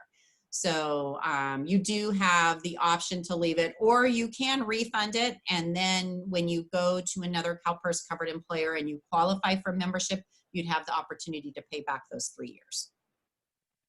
Okay. Is there a limit on the monthly retirement benefit that CalPERS can pay? So your benefit is determined by your age, which ties into the benefit factor that your employer offers, and for each employer you've worked for, and then your years of service, and then your final compensation period, which could be 1 year or 3 year, depending on the benefit level that you're at. And so that calculates to a specific dollar amount. The federal government does have a limit on the max you can earn. It's they've defined it as like 200 and I want to say like it's somewhere around 280 or 300,000 a year right now. But that's at age 62, and it graduates down if you retire before age 62, and depending on the different benefit factors you come into it. So it's never possible to tell somebody at this age, this is the exact amount you can earn that isn't limited. But that just gives you some kind of gauge. There is an additional plan that is available to some members depending on your membership date that is called a replacement benefit plan that will pay above the cap. There isn't a lot of people in that plan. I do believe Santa Clara County has a few people in it, but it's not an extensively used plan because oftentimes people do not hit the limit of what's required. It would usually take someone that has a lifetime of service at CalPERS with a very good benefit factor, which Santa Clara County for Classic members does have a good benefit factor, retiring at a very high position with a large comp. So that would generally be somebody that would be impacted. What happens if someone plans to retire at 55, has over 5 years of service with the county, but the CalPERS retirement age is 62? So the CalPERS age is 62, but actually your that would be a PEPRA formula. Your minimum retirement age is actually 52. So you can retire starting at 52. It's just that you don't get the full 2% benefit factor that you would get at 62. You get some lower benefit factor. So, and you can go onto our website and you can run calculations. So say you're 55 and you have 5 years of service and you would like to see what your benefit factor or what your retirement would be, you can actually do that calculation on our website. How does mixing school district service of 2% at 55 with county service of 2.5% at 55 work? Is benefit determined by agency or is all years of service combined? And what final compensation is used for prior employers? The last compensation with them or your final employer? So there's a whole bunch of questions in there. I know. Here's how it works. So like I was mentioning earlier, you have a specific line for each of yours. So for example, you'll have a line with your school time. And so your school time is 2 at 55. And then you have so many years of service with them, and then the final comp. And as long as you remain a classic member for all of your service, which it's sounding like based on this person's scenario they provided, that they were maybe at a school, then they immediately move to the county, all of that service in CalPERS, that's great. Then, and the county is your last employer, and then you go to retire. We would utilize your final comp from the county because presumably that's higher than what you made at a school. We would use that final comp from the county and we would apply it to your school time. So your school time would be whatever benefit factor, say you're going to retire at 55. So you'd have 2%, and then you'd have the number of years of service that you worked at the school, say it's 10 years. So then you'd get 20% of whatever your final comp number is. Say you're earning $5,000 a month, then you'd earn 20% of 5,000. Then you'd have the 2.5 at 55 times the number of years of service. So you have 20 years of service. Okay, so that's what, like 45%, I think, if I did the math in my head, right? So then it'd be 45% of that 5,000. Then those would be added together to give you your starting amount of your unmodified allowance. Okay, let's assume I'm 20 years away from retirement age and I separate now and leave funds in CalPERS. Is there any COLA or inflation adjustment covering the years until I retire? So if you leave the money on deposit, you do earn interest while it sits with us. So say you were to leave now and you're 20 years away from retirement, and then in 20 years you go to pull it out, you would get all the interest earned for that 20 years it waited. If you left it on deposit and you're 30 years old and then you went to retire in 20 years at 50, you would still, the calculation is still exactly the same. The fact that it sat in there for 20 years does not change your calculation. The only time that it has the potential to change it is if with the applied interest rate factor that it would earn over those 20 years, if that's actually more than what your benefit is, then we will increase your benefit. Can a PEPR member leave funds with CalPERS and leave the county but not collect pension until after 15 years and get pension and medical benefits as well? So you can, so Rhonda's going to want to answer the health question, but I already know what she's going to say. But for us, you can leave, you can have any space of time and then retire. So there's no, that does not impact how we calculate your benefit. Your benefit is always calculated the same. So it's what's your age at retirement, that relates to your benefit factor, your number of years that you had service, and then what your highest final compensation period is. That it doesn't change no matter how long you're separated before retirement. For the retiree medical piece of that, one of the requirements to be eligible for retiree medical benefits is that you do have to retire with CalPERS at the same time you're separating service with the county. So if you're just leaving the county but not retiring, that will make you ineligible for retiree medical benefits in the future. Okay, thank you. Is an employee who is with the county for less than 5 years qualified for retiree benefits if they are terminated by the county? So if you're talking about retirement, the answer is no, that you have to be, well, I should say, I'm going to qualify this. I'm going to say, no, you're not vested if you have less than 5 years, but you don't have to have, you have to have 5 years total service. So for example, if you have 3 years prior with another CalPERS covered employer, and then you had 2 years with the county, and then you were terminated with the county, you're still vested because you have a total of 5 years with CalPERS. Okay. Any idea on when the CalPERS office will open?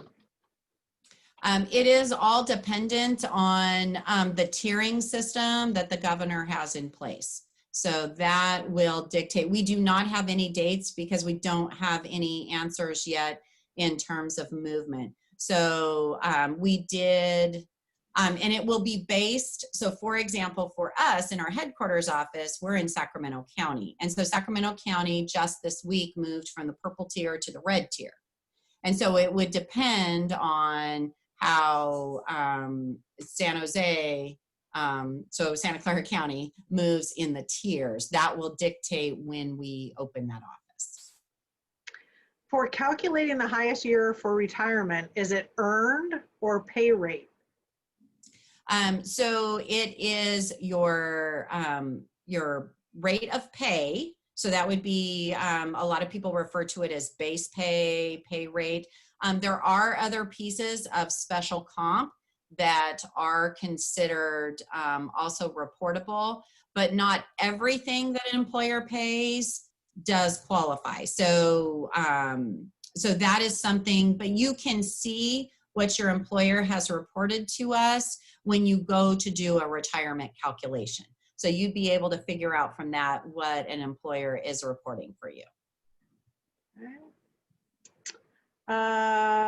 Someone is just asking about if this meeting is being recorded. Yes, we made that announcement at the beginning of the meeting. It will be posted. Is the retirement check taxed? Yes. So anything that you have paid, I presume, although I did not look it up, but I presume that the retirement contributions that you make to your retirement contributions to the plan are pre-taxed. Not everybody's are, but the vast majority of employers do have the stuff submitted pre-tax. So in that case, your entire benefit would be taxable. So, however, if you do have contributions, for example, some people will buy different types of service credit and they may pay it with after-tax money. And so there would be a portion of your benefit that would not be taxable. But generally speaking, the benefit is taxable.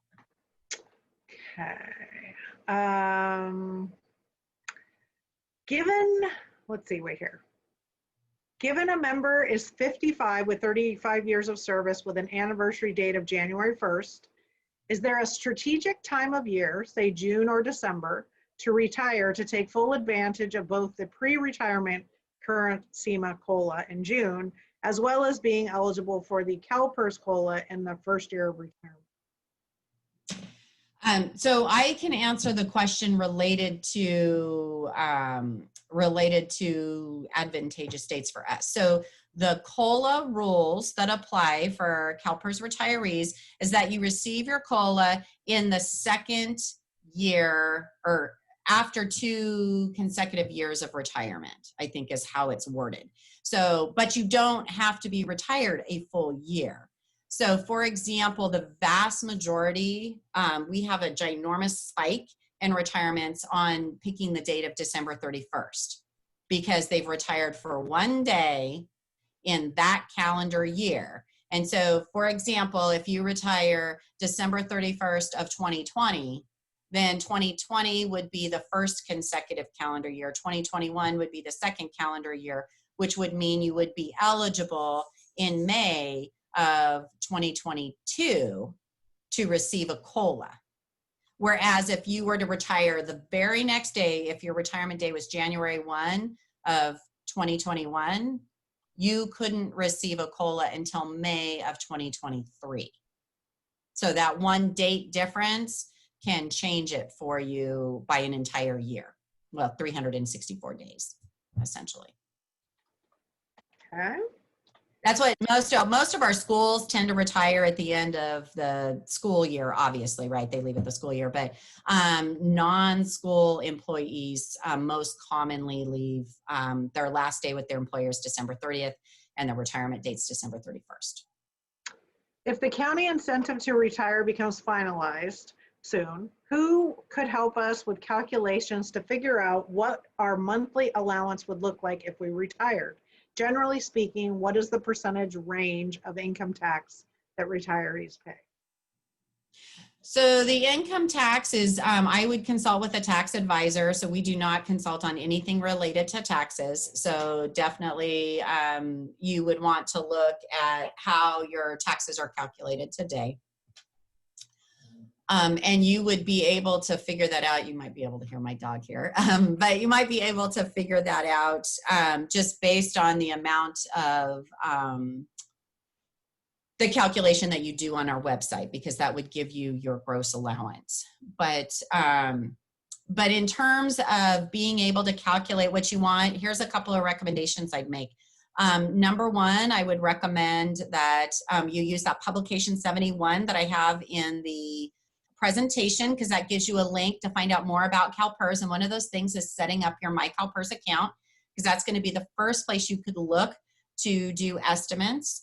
Another recommendation is on that My CalPERS website, you can also look for classes. So right now we're doing virtual retirement classes. So you could sign up to do a retirement class. So what I've tried to squish into 20 minutes, they spend, and they don't even cover all the separation, going somewhere else. Like, it's just retirement for 2 hours.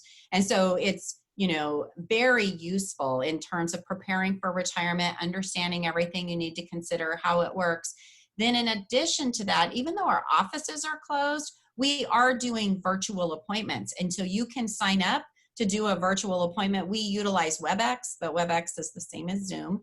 And we utilize that to do virtual appointments with individuals that are getting ready to retire. We'll help you walk through doing it online. So if you're trying to do your application online and you're running into issues, you can utilize that time also to talk to our retirement counselors about being able to finish that and get it submitted. So I want to be very respectful. Our whole professional development committee wants to be respectful of time. We have about 6 minutes left. I have approximately 15 more questions. Are you willing to stay a couple extra minutes? I also know there might be people dropping off the line, but we are recording this. So if you do have to go at one, you can always refer back to these. Are Renee and Rhonda, are you able to stay a little bit longer to answer additional questions? Yeah, absolutely. Awesome. Thank you so much. PEPRA has a pension ceiling, correct? Oh, PEPRA has a pension ceiling, correct? Not just last 3 years. Is there a COLA in pension? So PEPRA does have a COLA in it.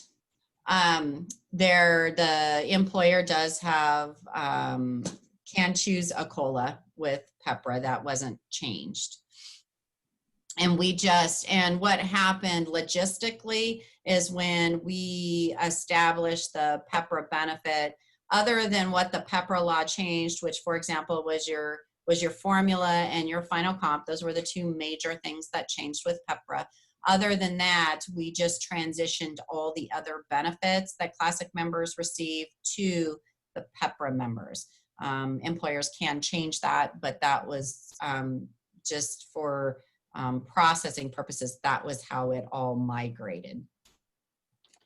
PEPRA has a ceiling in terms of a very low ceiling in terms of how much you can contribute and earn as part of your final compensation number.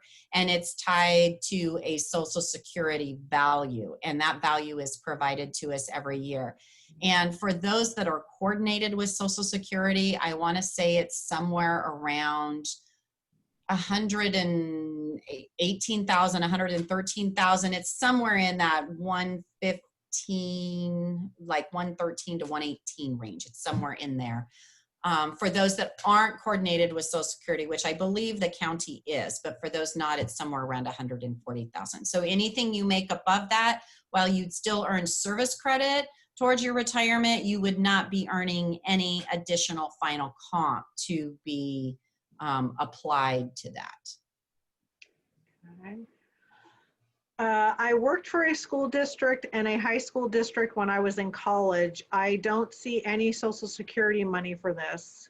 Was this covered under another state system? So depending on what you did, it could have been time that is prior to membership. So you might have an opportunity to buy some service prior to membership. Depending on what you did, it has the potential to be prior membership with us, or it could somehow be linked to CalSTRS. But that would be a situation where we'd really want you to call the contact center and ask some questions, and they would probably refer you to our program area that does service credit purchases to look into that. Okay. What are the detailed pay / benefit restrictions for retirees returning to work without reinstatement? So all of the detailed restrictions for returning to work are in that publication. I believe it's publication 33. I believe that was the number. So a guide to employment after retirement. So it would take me, that actually is an entire presentation that I would do for an hour. So I won't go into all that there, but everything you need to know about restrictions related to post-retirement employment are all in that publication. And if you have any questions, you can certainly give us a call, or you can email us. This is another email that I have given to Vihar that he could load for us into the chat. It's working _ after _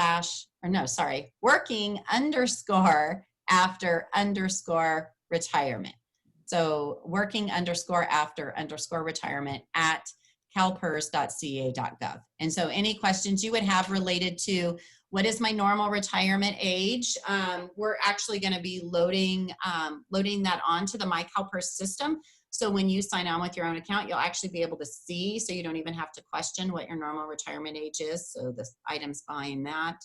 But that guide, that publication will give you the information on the 180-day, what are the exceptions to the 180-day, what items would make the 180-day compulsory, the pay, benefits, hours, all of that is covered in depth in that publication.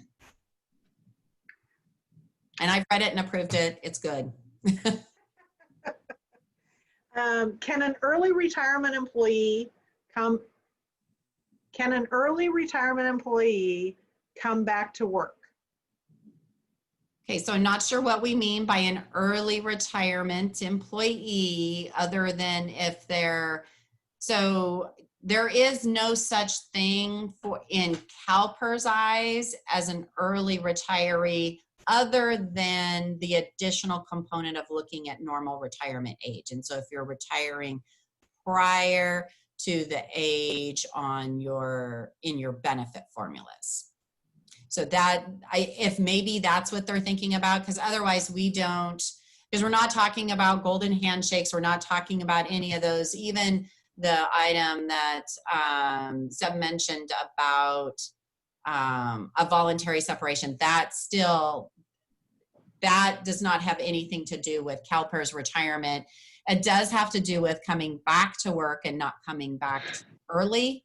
Again, all of those items are covered in that publication that's in the slide deck. Thank you. Do the restrictions to work after retirement only apply to returning to work for the county, or do the restrictions also apply to any other employers? They apply to returning to any CalPERS covered employer. So it doesn't necessarily have to be Santa Clara County. It could be another employer in your area. It could be a school district. It could be the state. Anybody that is covered by a CalPERS retirement, there would be an impact. There is no impact if you go to work at a reciprocal system or if you go to work in private industry. So there's no, you couldn't link if you went to work at a reciprocal system, you obviously couldn't link the two retirements, but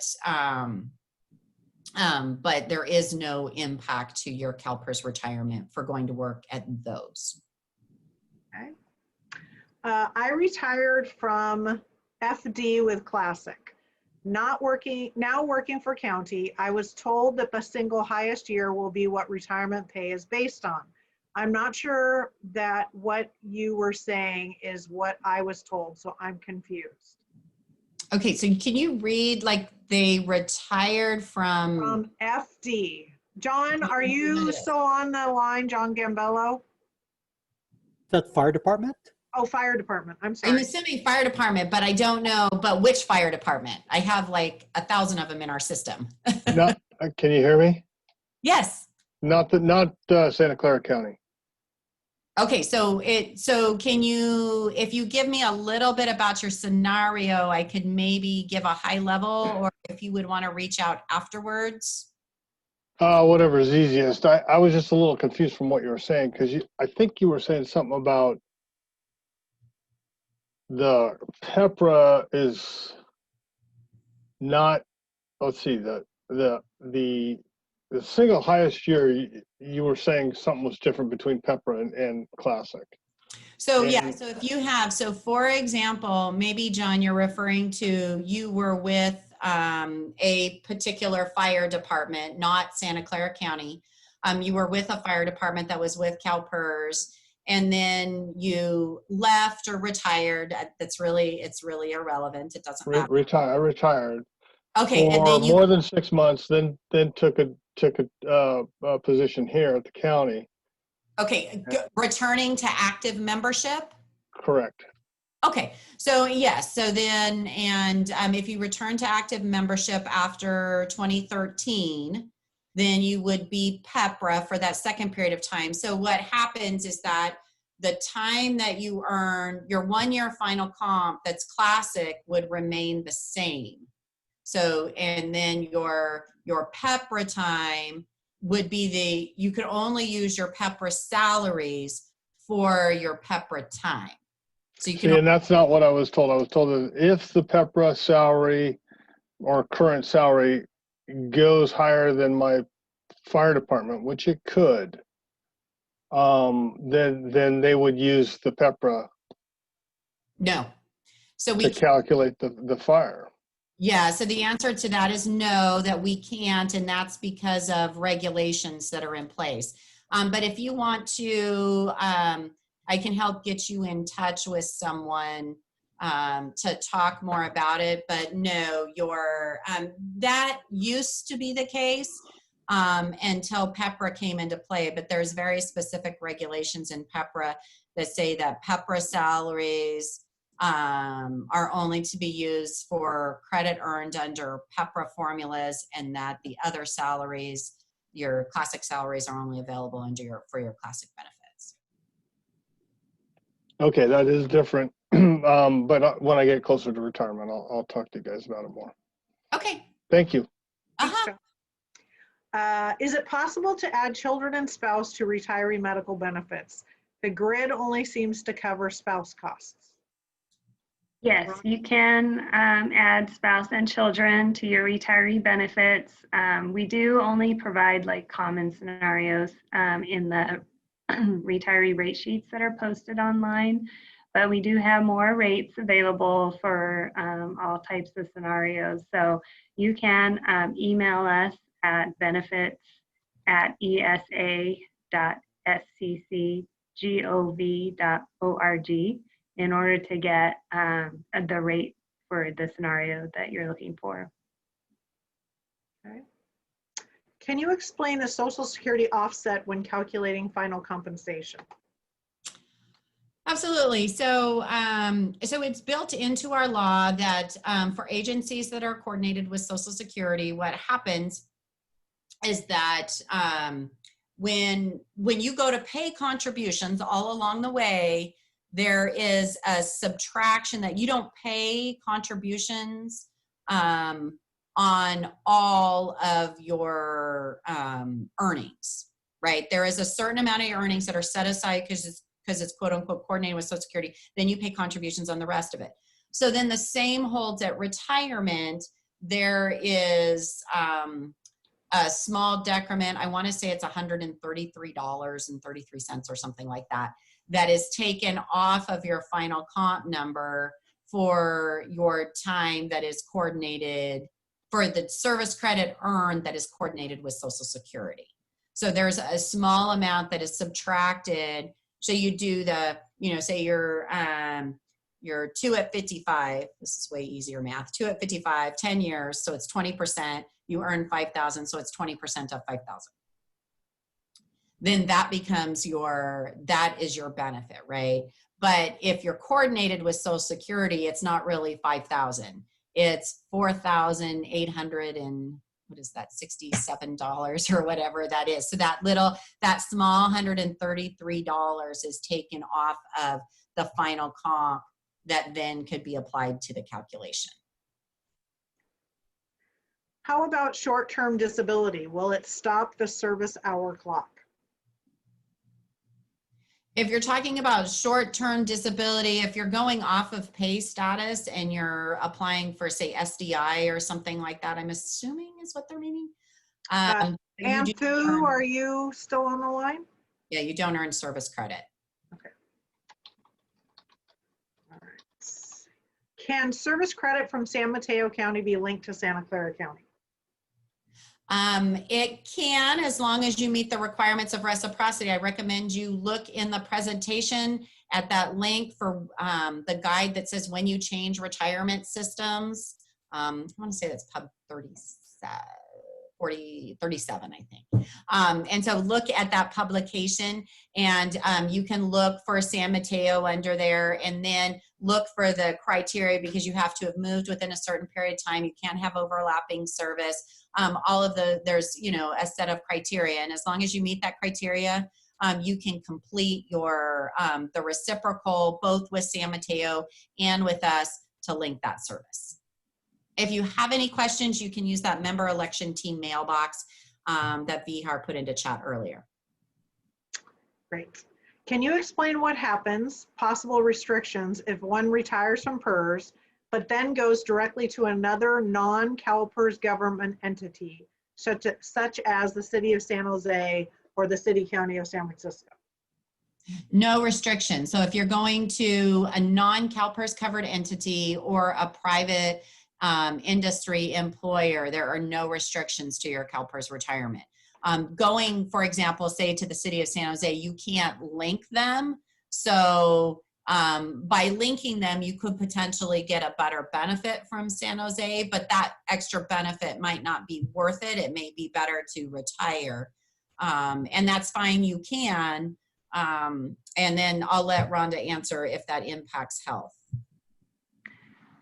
Yes, so it does not impact your retiree health benefit as long as you continue to be retired with CalPERS. Okay. If you worked for 2 CalPERS employers, is the final compensation rate for each employer calculated separately? It just depends on what the final comp is for each employer. So if both employers have a 1-year final comp, then the highest 1 year is used from wherever you were, and it's applied to both employers. Okay. Is there any repercussions if you are retiring 1 year earlier than 55 if you are eligible for 2.5 at 55? The only thing is that your retirement benefit factor would be lower. So instead of being 2%, it'd be, 1.85 or something like that. So so your benefit factor, so for 2.5 at 50, or if it's 2.5 at 55, maybe it'd be 2.3 or something at 54, something like that. It would be less than the 2.5 that you get at 55. The only other item that brings up is normal retirement age that I talked about if you wanted to go back to work afterwards. How does Social Security benefits coordinate with CalPERS compensation? Is there a case when Social Security might be reduced? There is, and I will not get into them because it's super complicated and it's days-long presentations to talk about it, but there are two items that can reduce your Social Security allowance, and one is WEP and the other is GPO. And so WEP is the windfall elimination provision, and GPO is government pension offset. And your Social Security office can provide you information if you can even look up WEP and GPO and you can find documents.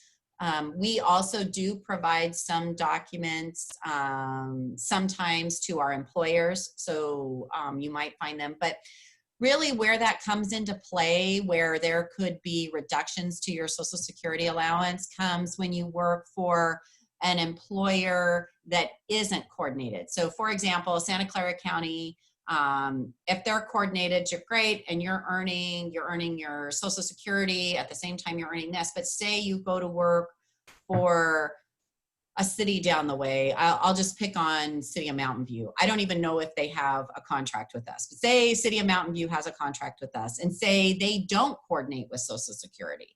Then what would happen is the period of time that you worked, there could be some potential offsets to your allowance. Or if you're drawing allowance, and that would be the WEP. And then the GPO side of it is if you're trying to draw from somebody else who is fully coordinated, but you yourself were not coordinated for part of yours, then there's an offset that happens. So it's super complicated, and the only time it comes into play is if you have time with an employer that is not coordinated with Social Security. Okay. At what age, they have 63 question mark, does the CalPERS benefit age factor stop increasing? It depends on the benefit factor itself. So it changes for every one of them. I want to say typically it's around early to mid 60s, but it's different for every benefit factor. And those benefit factors, actually, I think they're in a publication. That information's in a publication. You could look it up on our website. You could look up the formula. For example, you could look up 2.5 at 55, and you could actually probably find you a chart, and it would give you the specific amount for each quarter age, because the benefit factor goes up for every quarter age, up to the max. Okay. How do you count quarters when you started work in November? We don't count quarters, so we count every month you worked, but every month that you work actually accounts for 1/10 of a year. So even starting in November, 6, 7, 8, you would earn 80% of a year instead of actually what would normally that would be like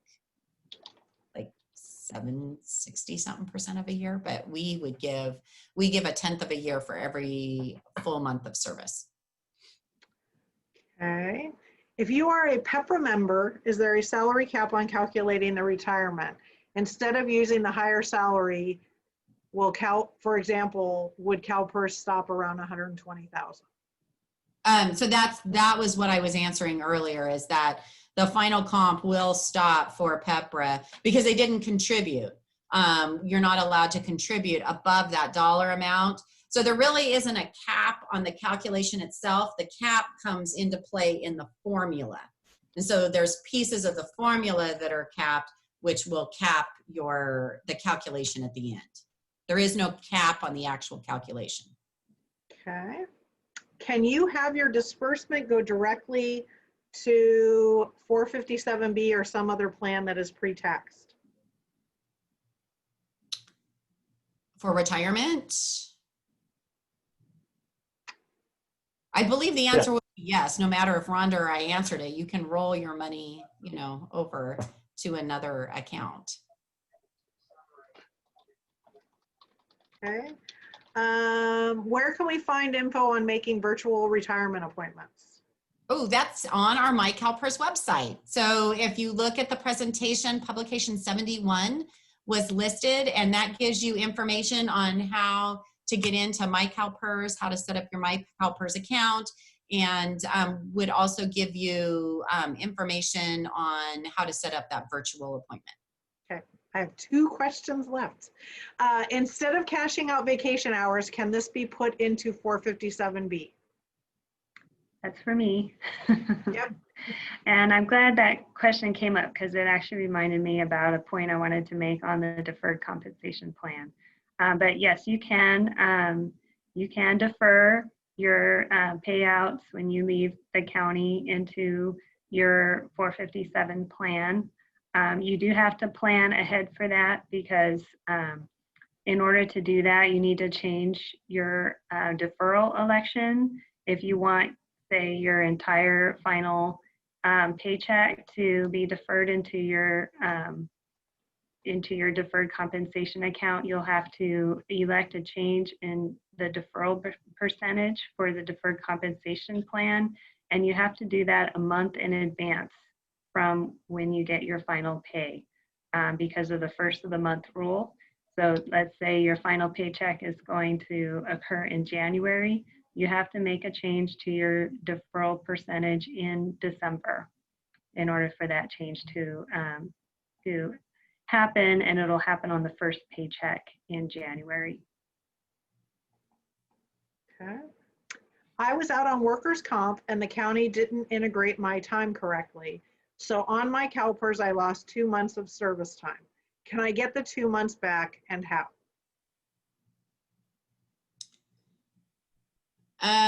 There are certain, I don't know that you can, although you do remember, even though you don't get service credit for 2 months, you only have to work 10 months in a year to get a full year of service credit. So even though this individual didn't earn service for 2 months, the likelihood is they still earned as much service credit as they could have otherwise. There are certain types of service that you can purchase. I don't believe workers' comp that there's any way to purchase that service credit. There's other types of service, unpaid leaves that could turn into service credit. I don't believe workers' comp, it has that ability. Okay, well, that's actually all the questions. So Vihar, I'll let you, First, I actually want to thank you. That was a lot of questions. Everyone had really great questions. And I have them all saved so we can post those on our website. So. Yeah, thank you both, Rhonda and Renee. This was a great job. 2 thumbs up, not just 1. Donna, thank you for fielding all the questions. Made my job a lot easier.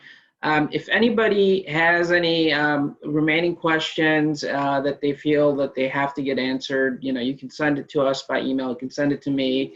If you didn't get a copy of the PDF presentations, they're in the chat, but if you can't access them, I put my email in the chat, but you can email them to me. It's just vihar.patel@ceosecgov.org. So thanks again. Rhonda, Renee, we really appreciate your time, and you guys did a great job. If there's any parting comments or that you want to make, please feel free to do so at this time. Good? Yeah, I would just tell you, the information you need is in those PDFs. So, you can get to information on CalPERS, whatever you need through those, and our 888 number. So we're there to help you with whatever decisions you have that you're facing. Thanks. Excellent presentations. That was great. It was an excellent presentations. Rhonda, anything you want to add? Just ditto what Renee said. There is additional resources on our website where you can find more information, and then you can always email employee benefits at benefits@esa.secgov.org if you have additional questions regarding retiree medical. Okay, great. Thank you, everyone. And Lawrence, I'm going to turn it back over to you for any closing remarks. Yes, Vihar, thank you so much, Vihar. Excellent work, excellent job hosting that. I will again like to give a great big thanks of gratitude to Renee Ostrander and Rhonda Schmidt. Thank you both so much for being here. We really, truly appreciate it. Obviously, retirement and CalPERS, that is something that our members always have in their mind, but especially now with the pandemic and with everything that's going on, it definitely is something that our members really want to know about. So we really, truly appreciated you being here. And we especially appreciated you going over your time, which again, we absolutely appreciate. Thank you so much to Donna as well for fielding all the questions. We couldn't have done it without you. Thank you. Thank you, Vihar. Thank you to all our members for being here. We really appreciate you attending. Just a reminder that we will have our another in our webinar series next Thursday, so we hope to see you then. Otherwise, thank you everyone, and hope you have a great rest of the week. Take care, everyone. Thank you. Bye-bye. Bye. Have a good one, everyone. Thank you.